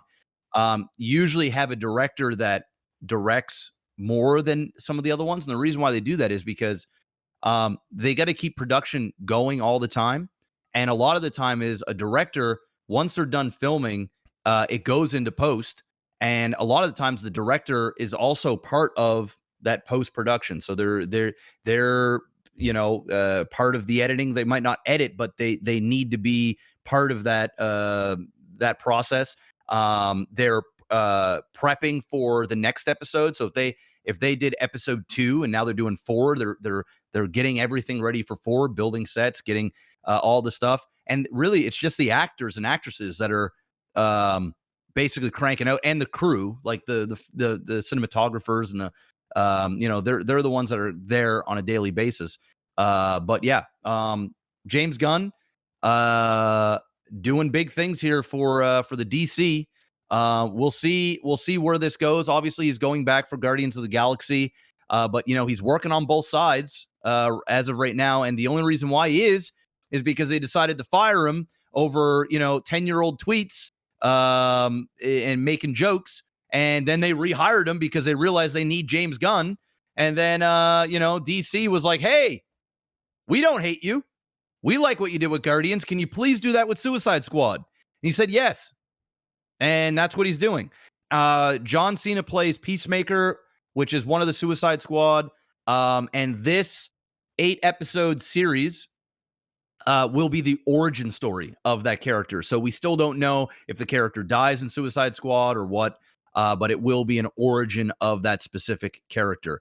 And his motto, I do believe, and I'm paraphrasing, is like, he will do anything for peace, even if it means killing everybody for peace. Something like that. Chaotic good. Yeah, so it's a comedy. It's likely going to be rated R. And Suicide Squad is like a hard R rating. They're saying it's a hard R. Yeah, exciting stuff. There you go. John Cena. Next up, Black Widow, West Side Story, and Eternals are all postponed for the release dates, with Black Widow specifically now being set to release May 7th of 2021. So I guess they want to avoid any kind of digital release at all. They're going to wait out the Rona, and hope that spring of 2021 allows a little bit more people into the theaters to try and do relatively well. Obviously, they know now with Tenet not doing spectacular in theaters that people aren't ready to be entering theaters right now, and so they're just going to postpone all this shit. Yeah. I mean, not only that, that's definitely a big part of it, but not only that is a lot of all of Marvel stuff all blends together. So if you have one specific show or movie that doesn't come out before another show or movie, then there's tons of spoilers. The flow doesn't work the same way. Yeah. So it's a very calculated and meticulous setup that Kevin Feige has going on.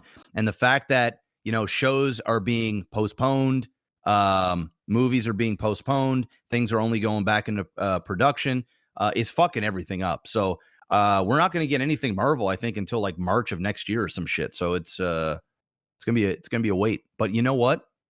The world needs to wait. We need a break from this shit.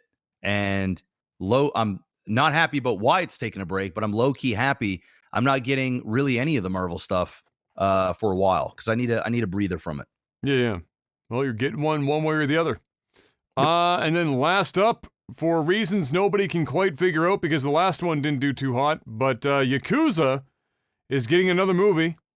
It was announced, but I'm just finding scant details on it.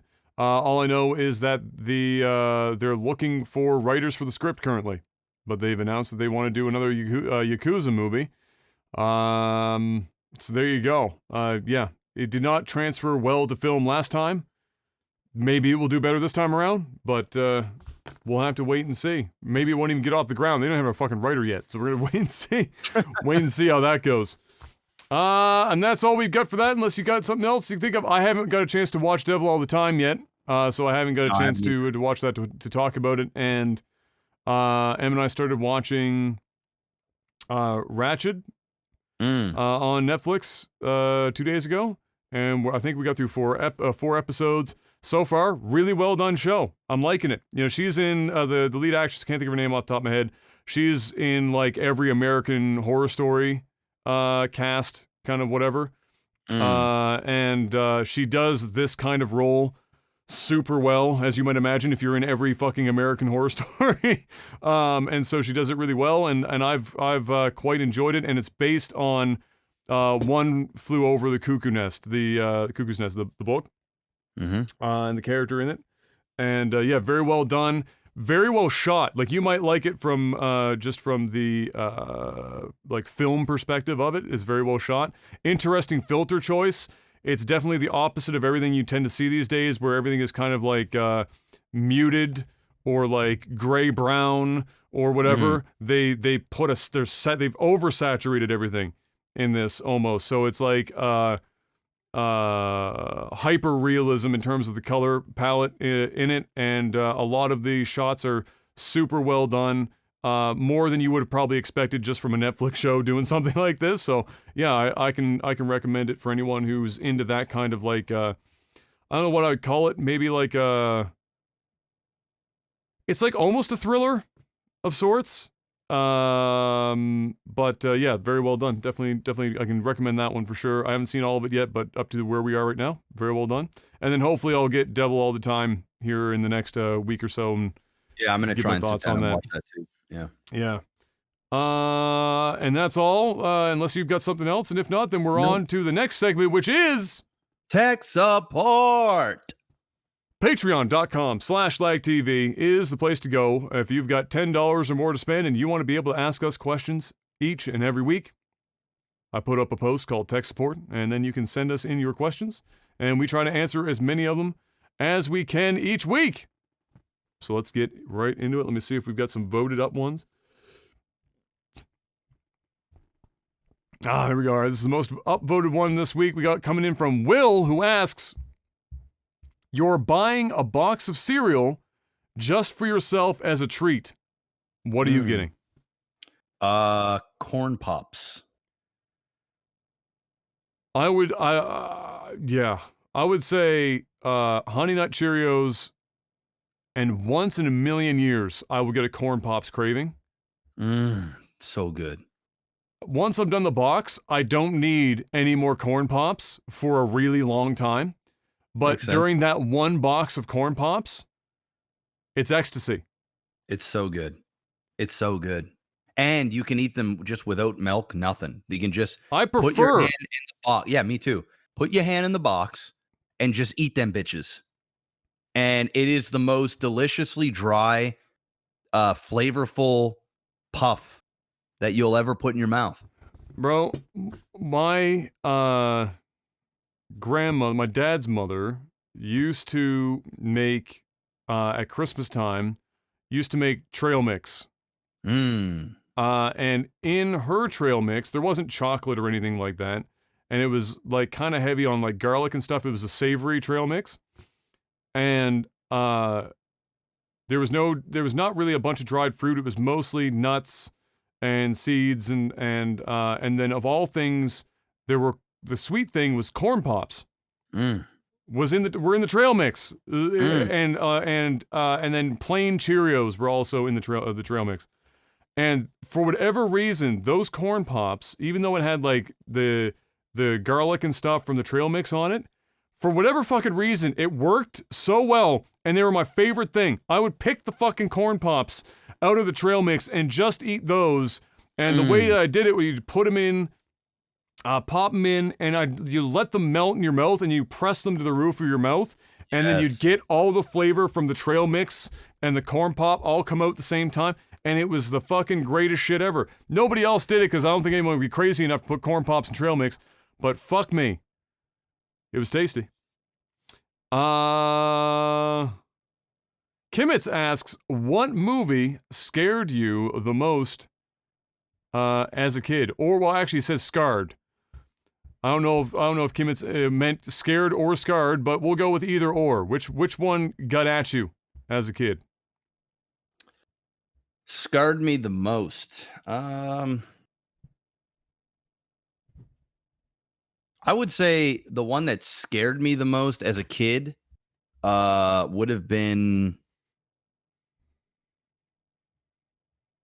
a toss-up between Evil Dead, the original, and no. I'm going to go with The Exorcist. Scared me the most.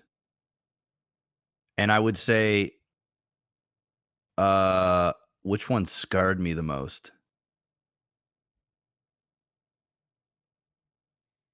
Man, it's a good one. The Ring? Yeah, no, I wouldn't say The Ring. Although The Ring had a couple of moments. The Exorcist definitely scared me the most. Probably scarred me the most too. But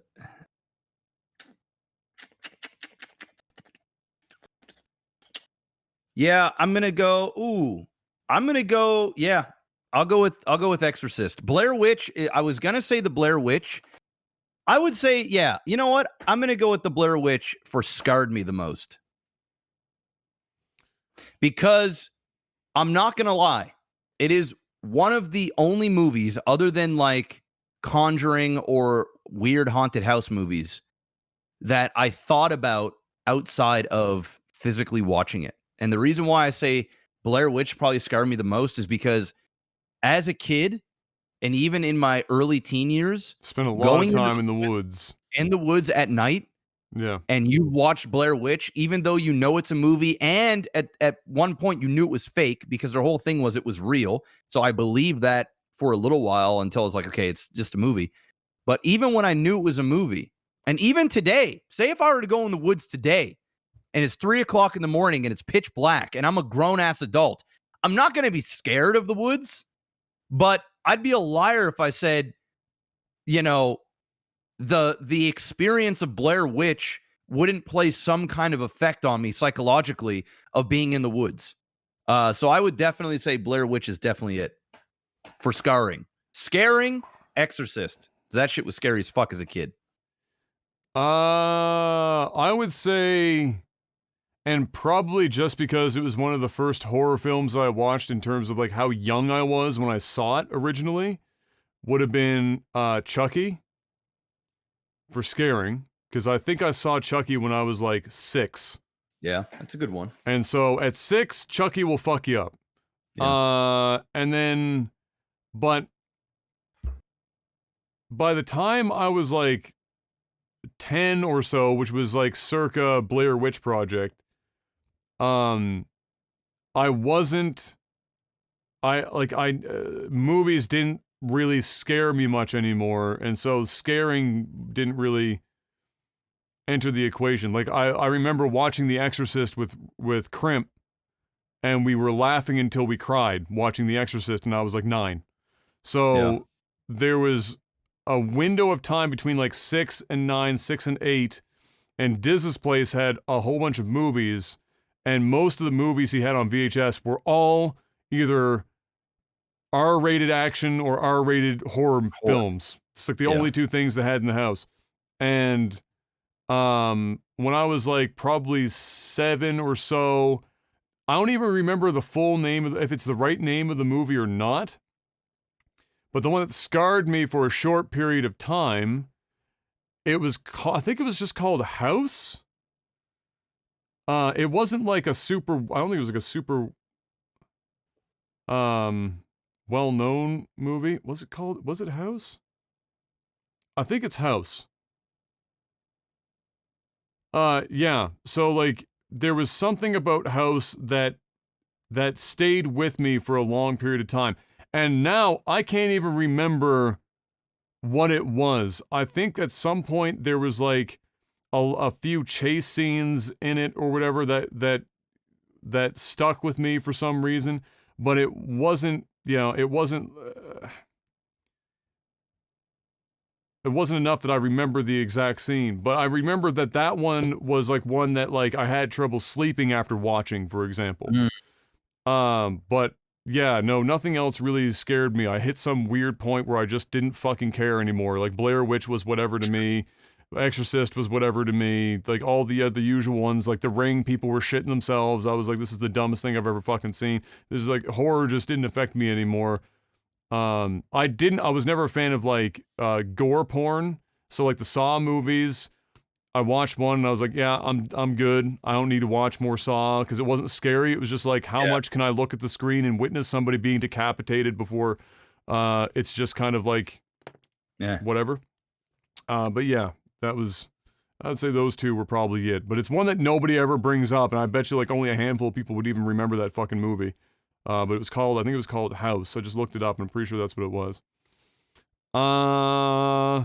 Oh, this one's specifically for you, Mr. Black. Carpenter K asks, what are your tips for dealing with your pregnant wife? Send help. Oh, man. Whatever her favorite go-to food is, whether that's like McDonald's or ice cream, I don't fucking know. Could be whatever. Just randomly surprise her with that. Come home after a day's work or whatever, and boom, there it is. Other than that, just yes, dear, yes, no, you don't look fat. I love you, and that's just pretty much that. I mean, that's about as much you can do. Kayla wasn't bad. I was expecting, honestly, my wife to just be horrible to be around when she was pregnant, and she just was not at all. Like, she was really great. In a lot of ways, it was even better because, she'd want to, eat, junk food and stuff like that. Gave you an excuse to eat some more junk food? Definitely gained like 15 pounds during the pregnancy, which was all right. Want a lot of sex, women get super horny and ready to go when they're pregnant. So, everything was pretty good. I mean, there were some days, obviously, but for the most part, it was good. Have you guys, this comes in from Mr. Stars, have you guys ever, and I guess this is in relation to live streaming or anything we've done for Lag TV in the past, have you guys ever feigned ignorance or acted dumb during gameplay? So intentionally, even though it wasn't the case, oops, I didn't see that, or like whatever, like feigned ignorance or acted dumb during gameplay. And he says, I know there's a balance between being genuine and creating content, but it irks me when content creators miss some of what I consider to be obvious things on the screen. So are we just talking specifically StarCraft or just no, just anything, like on anything you... I almost every day. And the reason why is because when I'm doing role play, people meta stuff all the time. And so in character, I have to act out like I don't really know what has happened or whatever.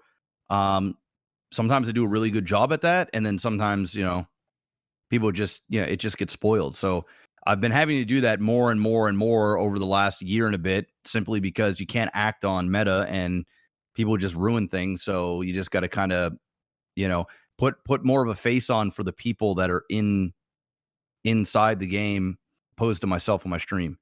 As for other stuff, I can honestly say, like, when I've done playthroughs and things and people are like, Jeff, what are you doing? Like, I'm legitimately like stupid. Like I legitimately miss things, and fuck up. There's been a couple of times in StarCraft games where I kind of saw certain things happening and, kind of acted like I was more surprised than what I was because I'm putting on a show. But that's not like an everyday thing. And sometimes you gotta, I didn't go into a StarCraft cast or anything faking the whole thing. It's not like I watched the replay. I knew exactly what was going on all the time, but I had a good idea a lot of the time. So yeah, that's about as far as I would take it. Yeah, in StarCraft, only a handful of times did we do that for the sake of the content, to make something funnier than it might have been otherwise. And even then, it was only quite literally only a handful of times that we ever did that. And as far as streaming goes, I can't think of anything off the top of my head where I did it for the sake of the content. I think what people just speak to, where like it irks them when somebody misses something obvious on screen. So I think what some people fail to realize is just how split your attention is when you're live streaming or even just locally recording a game, versus playing it by yourself on the couch or whatever at your computer. You wouldn't think it would be a huge difference, but it is a fucking enormous, like there is a chasm in between playing on your own and live streaming or creating content at the same time. And it's something that you will never understand until you actually do it yourself. And that's all. I mean, that's as complicated as it gets. I mean, I have played games like, so here's an example.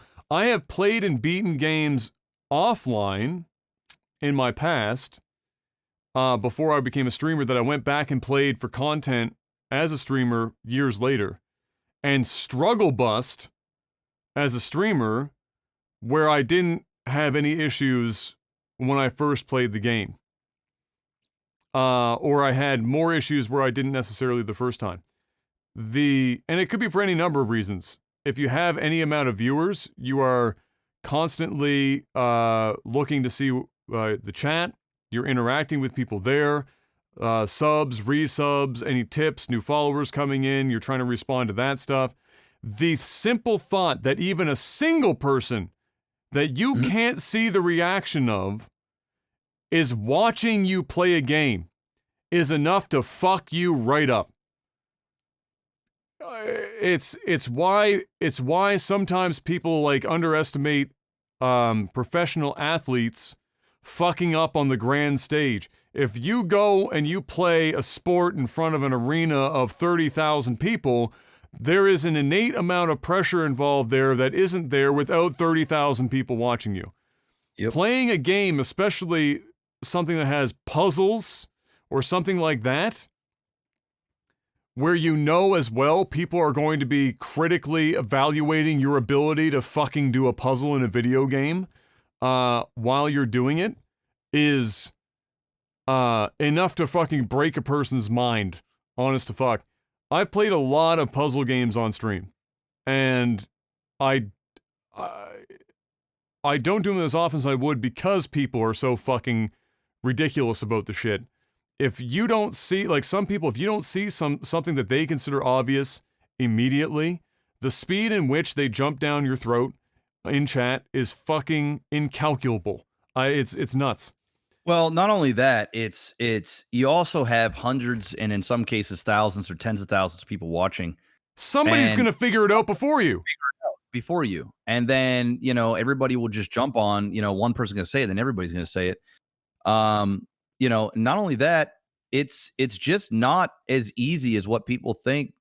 You're also worried about like, oh shit, am I looking dumb here? Like, is it, and then you start over guessing and over analyzing and things because, you've got people sort of watching you. It's kind of like, having somebody like fucking, I don't know, since I make sex references, say you're smashing some chick, right? And you're beating it up. You're just killing it.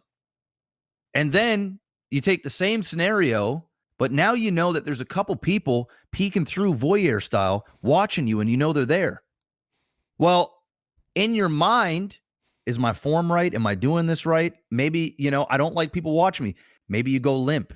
There's just something psychologically that happens when people are watching you under any circumstance. Some people rise to the occasion when they have people watching them. Some people, like in sports, when all the pressure's on them and all the weight, and they know the world is watching them in this very moment, that's when they shine. That's when they clutch it. And then there's other people, when it's that time, they crumble. And under any normal circumstance, it'd be a walk in the park for them. So it's sort of the that's just how it is. That's just how it is. It's yeah, it's crazy.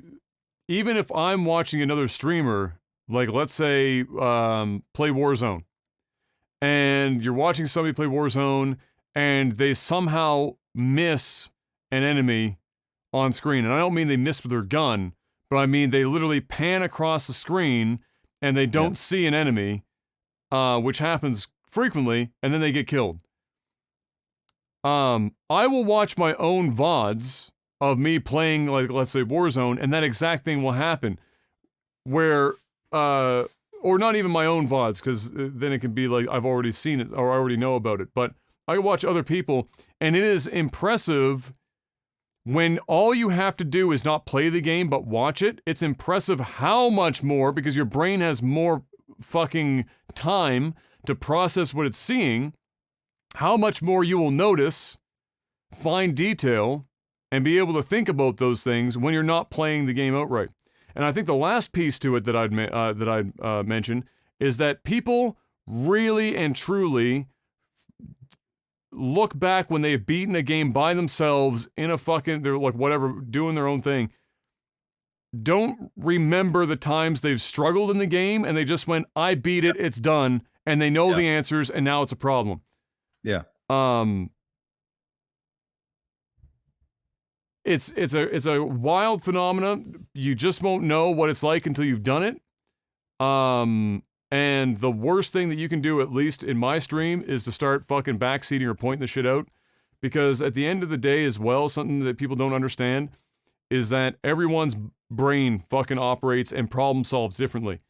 The streamer you're watching could be able to solve certain, and I'm not just talking about puzzle games, but just any kind of problem solving. Even in a shooter, there's problem solving. There is how do they see the field? How do they move? How do they position? What are they gonna like? They're all of that shit. Some people operate, or everyone operates differently, and they might operate differently than you. Just because they don't get a very specific problem-solving thing that you think is obvious, and you've already yourself decided that you've figured it out, doesn't mean that they're fucking stupid or that they should be getting it faster. They could turn around and do something that you didn't see the solution to, and they've done it in like 2 seconds, but you don't register yourself, oh, I'm an idiot. You don't even think about that shit. You just focus on when the streamer is being slow about something that you notice that you haven't been. So, it was like people, for me, I'll use this example before moving on to the last question. It was like when I was playing Paper Mario just recently, and all the combat is just, they're all puzzles, basically, where you're shifting rings or spinning them to line up the enemies. and it combines the two forms of puzzle that my brain is literally the opposite of. We'll never see it. Doesn't matter how easy it is. It just doesn't fucking happen. And it was driving people fucking wild in chat. And they said, Adam, how in the fuck do you waltz through Mist and Riven in one sitting, or beat Rama in a single night and do base 7 math in your head, but you can't fucking spin a ring 2 times and slide a fucking piece once to line up some enemies in a child's Paper Mario game? I said, because my brain doesn't fucking work like that shit. It just doesn't do it. That's why. And some people are like that. And if you put them in the opposite positions, they'll do the opposite as well. So remember that all of them everyone operates differently, and don't get too fucking worked up about it, because odds are it could be any one of the things we just talked about. Volkus asked, the house talk last week made me curious. What's your opinions on tiny homes? You know, like the HGTV tiny homes thing. I'm sure you've seen that a few times. Not for me. I mean, I couldn't live like that, but listen, if somebody can live in a 400 square foot or 250 square foot box, and you're going to save $1 bajillion, and that's your thing, go for it. I think tiny homes are very hipstery. You know, you got to be a certain type of breed to live that type of minimalistic life. And shout outs to the ones that can. I mean, fuck. If only I could have that much zero fucks. You know, if a lot of people could think like that and live like that, the world would be a better place. But there are some really nice ones that you can get. You can build them. I mean, you can build an extremely nice little mini house or whatever they call those things for like 30, 40 grand, like a really nice one. Some people get crazy. They spend like $80,000 on a little tiny thing, and it's just like, you know, they've got all the crazy amenities that a $400,000 house would have, but they got it in a place the size of the small. A lot of them smaller in this room. Yeah. No joke. Yeah. Like actually smaller. Like half the size. I just couldn't. I'm too claustrophobic. I would not be able to wake up, duct, you know, and basically sit at my dinner table while taking a piss and hitting the toilet. I just couldn't do that myself. But if you can save some money, go for it. The only reason I would ever do it would be if I was able to move the house around. If you're going to stick a tiny home on a property, it's probably not going to happen for me. But if you make it mobile in some way, then I could like, you know, move a couple times a year. I'm not saying like travel around fucking daily, but like move a couple times a year and take the house with me and just experience different, you know, get the seasons in different places and whatever I wanted to do. Then I could see it. It's called an RV. I'd just buy it. Yeah, nice RV. Problem with an RV is that for a tiny home, an RV, you're looking at like $130,000 fucking dollars. So like it's a little bit more challenging. But I couldn't do that for long periods of time myself. I mean, I'm just too big for a fucking tiny home, flat out. It's just not going to happen. My shoulders would be touching the opposite walls. I just could not possibly operate inside of a tiny home. So props to those who can do it. Huge money saver. A lot of people, because of the environment of work these days, you're only watching some TV and sleeping in your fucking house anyway. You're not using 3,000 square feet of your fucking home. So just, if you're going to only use 2 rooms in your house, why not do a fucking tiny home if you can bear it? And then go from there. Oh, and follow up for you, Jeff, from Balkus as well. I keep getting asked about HUD's head-up displays when I'm at car shows. I don't have any experience with them, so I'm curious how you view them. Is a HUD a must-have, or is it more of a cool toy that's nice to have? It's a cool toy that's nice to have. It's definitely not a must. I'll never buy another car that doesn't have one. Now that I've had one, it's one of those things that like it's like a really good accessory to whatever. I don't know. Whatever. I'm trying to think of a good analogy that I could use. It's essentially it's a convenience thing. It's when I'm driving my car and I don't have to look down, and I can keep my eyes on the road at all times and see my speed. Or you can also, with my HUD, you can also change it so that it tells you what street you're on. So you have your GPS on your HUD as well. And the great thing about the way it's set up is it doesn't detract from, at least for me, and I haven't heard of anybody that's had this problem, of your ability to focus on the road. It's one of those things that like you don't even notice when you're not looking for it. So it's one of those things that like it's like a camera, and you're doing a portrait selfie, and your main focus is your face, but everything else in the background is just blurred. You don't even notice that it's there until you want to see it, and then it becomes in focus. So it's nice. And you can change the brightness of it. You can change how much they put on the screen or how little. So if it's an option, take it. It's definitely a bonus. And if you don't like it, there's just a button. You just turn it off and on. It's really that simple. I think most cars are going to have it. A lot of cars are have them now. Yeah. I would say, like, as technology keeps going, it's just going to come standard. It's almost like a backup camera, right? Or heated seats. It's like you don't need it, but why not? I've only driven a couple of cars that have had it, and I'm not like a huge fan of it personally. I can see why people would like them, but it's not something I'm a big fan of personally. Even though like Jeff said, when you're not focusing on them, it's not really obtrusive to your view of the road. I'm somebody that wants quite literally nothing between my eyeballs and the road other than that windshield. I don't want anything else. It's for the same reason that one of the biggest selling points for any car for me is blind spots. You're not going to see me buy a car where if I look over my shoulder, I'm looking through a rear window that's 4 inches tall, that's fucking up above your field of view, or looking out through a rear view window where there's a spoiler that takes up 85% of your fucking rear view mirror. It's just like defeats the purpose of even having the rear view mirror in the first place.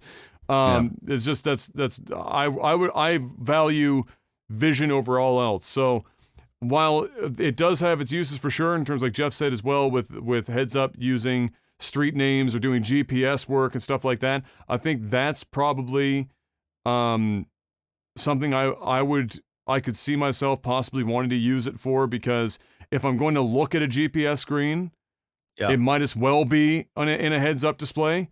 Yeah. But for everything else, my speedometer, all that other fuck all that shit, fuck off my screen. I can look at the fucking speedometer, not even 3 inches below the fucking heads up display. I don't need to see it on my my windshield. So, that would be it for me. It also looks badass too. Like when you see the speed, like, you can change whatever you want on there, and it just looks nice, especially lit up at night. And during the day when it's super bright, you still see it perfectly. It's like, I don't know how they did this technology, but it works. It's magic. All right, I need food, brother. Yep. It's the last one, and it's a very quick one, Jeff. Danish Devil asks, would you rather have to listen to phone hold music or baby songs for one whole day? Say that one more time. Would you rather listen to phone hold music, so the music they tend to make you listen to when you're on hold, when you call somewhere, or baby music for one whole day? Phone hold music. I'm telling you guys, when you get a baby, all right, and you hear this fucking shit, it's like nails on a chalkboard. Yep. The phone hold music, it's one of those things that you can just zone out. Disappears into the background. You don't even notice it anymore. The baby music, you notice it all the time. It doesn't go away. Baby shark, and none of it makes sense. It's dumb. It's annoying. The people that are singing it can't even fucking sing. It's just bad. I'd much, much rather listen to the fucking on-hold or elevator music all day. In fact, some elevator and on-hold music ain't all that bad. You find yourself like, just jamming out, and then it just fades off in the background. You don't know you're listening to it anymore. That's an easy one. That's exactly my response. Fuck, baby music is awful in every capacity. There's no use for it. I will not play baby music for my child. They will listen to literally anything. I will put on fucking Beethoven before, or Brahms fit before I put on Baby Shark for no. Stop. And just like I'll put the stop button on Baby Shark, we're putting the stop button on this podcast, ladies and gentlemen. It's another week of Technical Alpha in the bag. Thank you so much for stopping by and watching this live on Twitch. If you can, it's twitch.tv/Technical Alpha if you want to catch this live at any point in time. Or you can head on over and hit the bell and join the Bell Gang, youtube.com/LagTV or Life's a Glitch TV. And get in on that so that you can hit the like button and add a comment in the first hour of all these videos going up. Goes a long way to help us. And if you want to help us financially, like many others have and continue to because they're gods, you can head on over to patreon.com/LagTV to do just that. We will see you guys next week. Thank you once again. And until we do see you, have a good one and peace. Peace.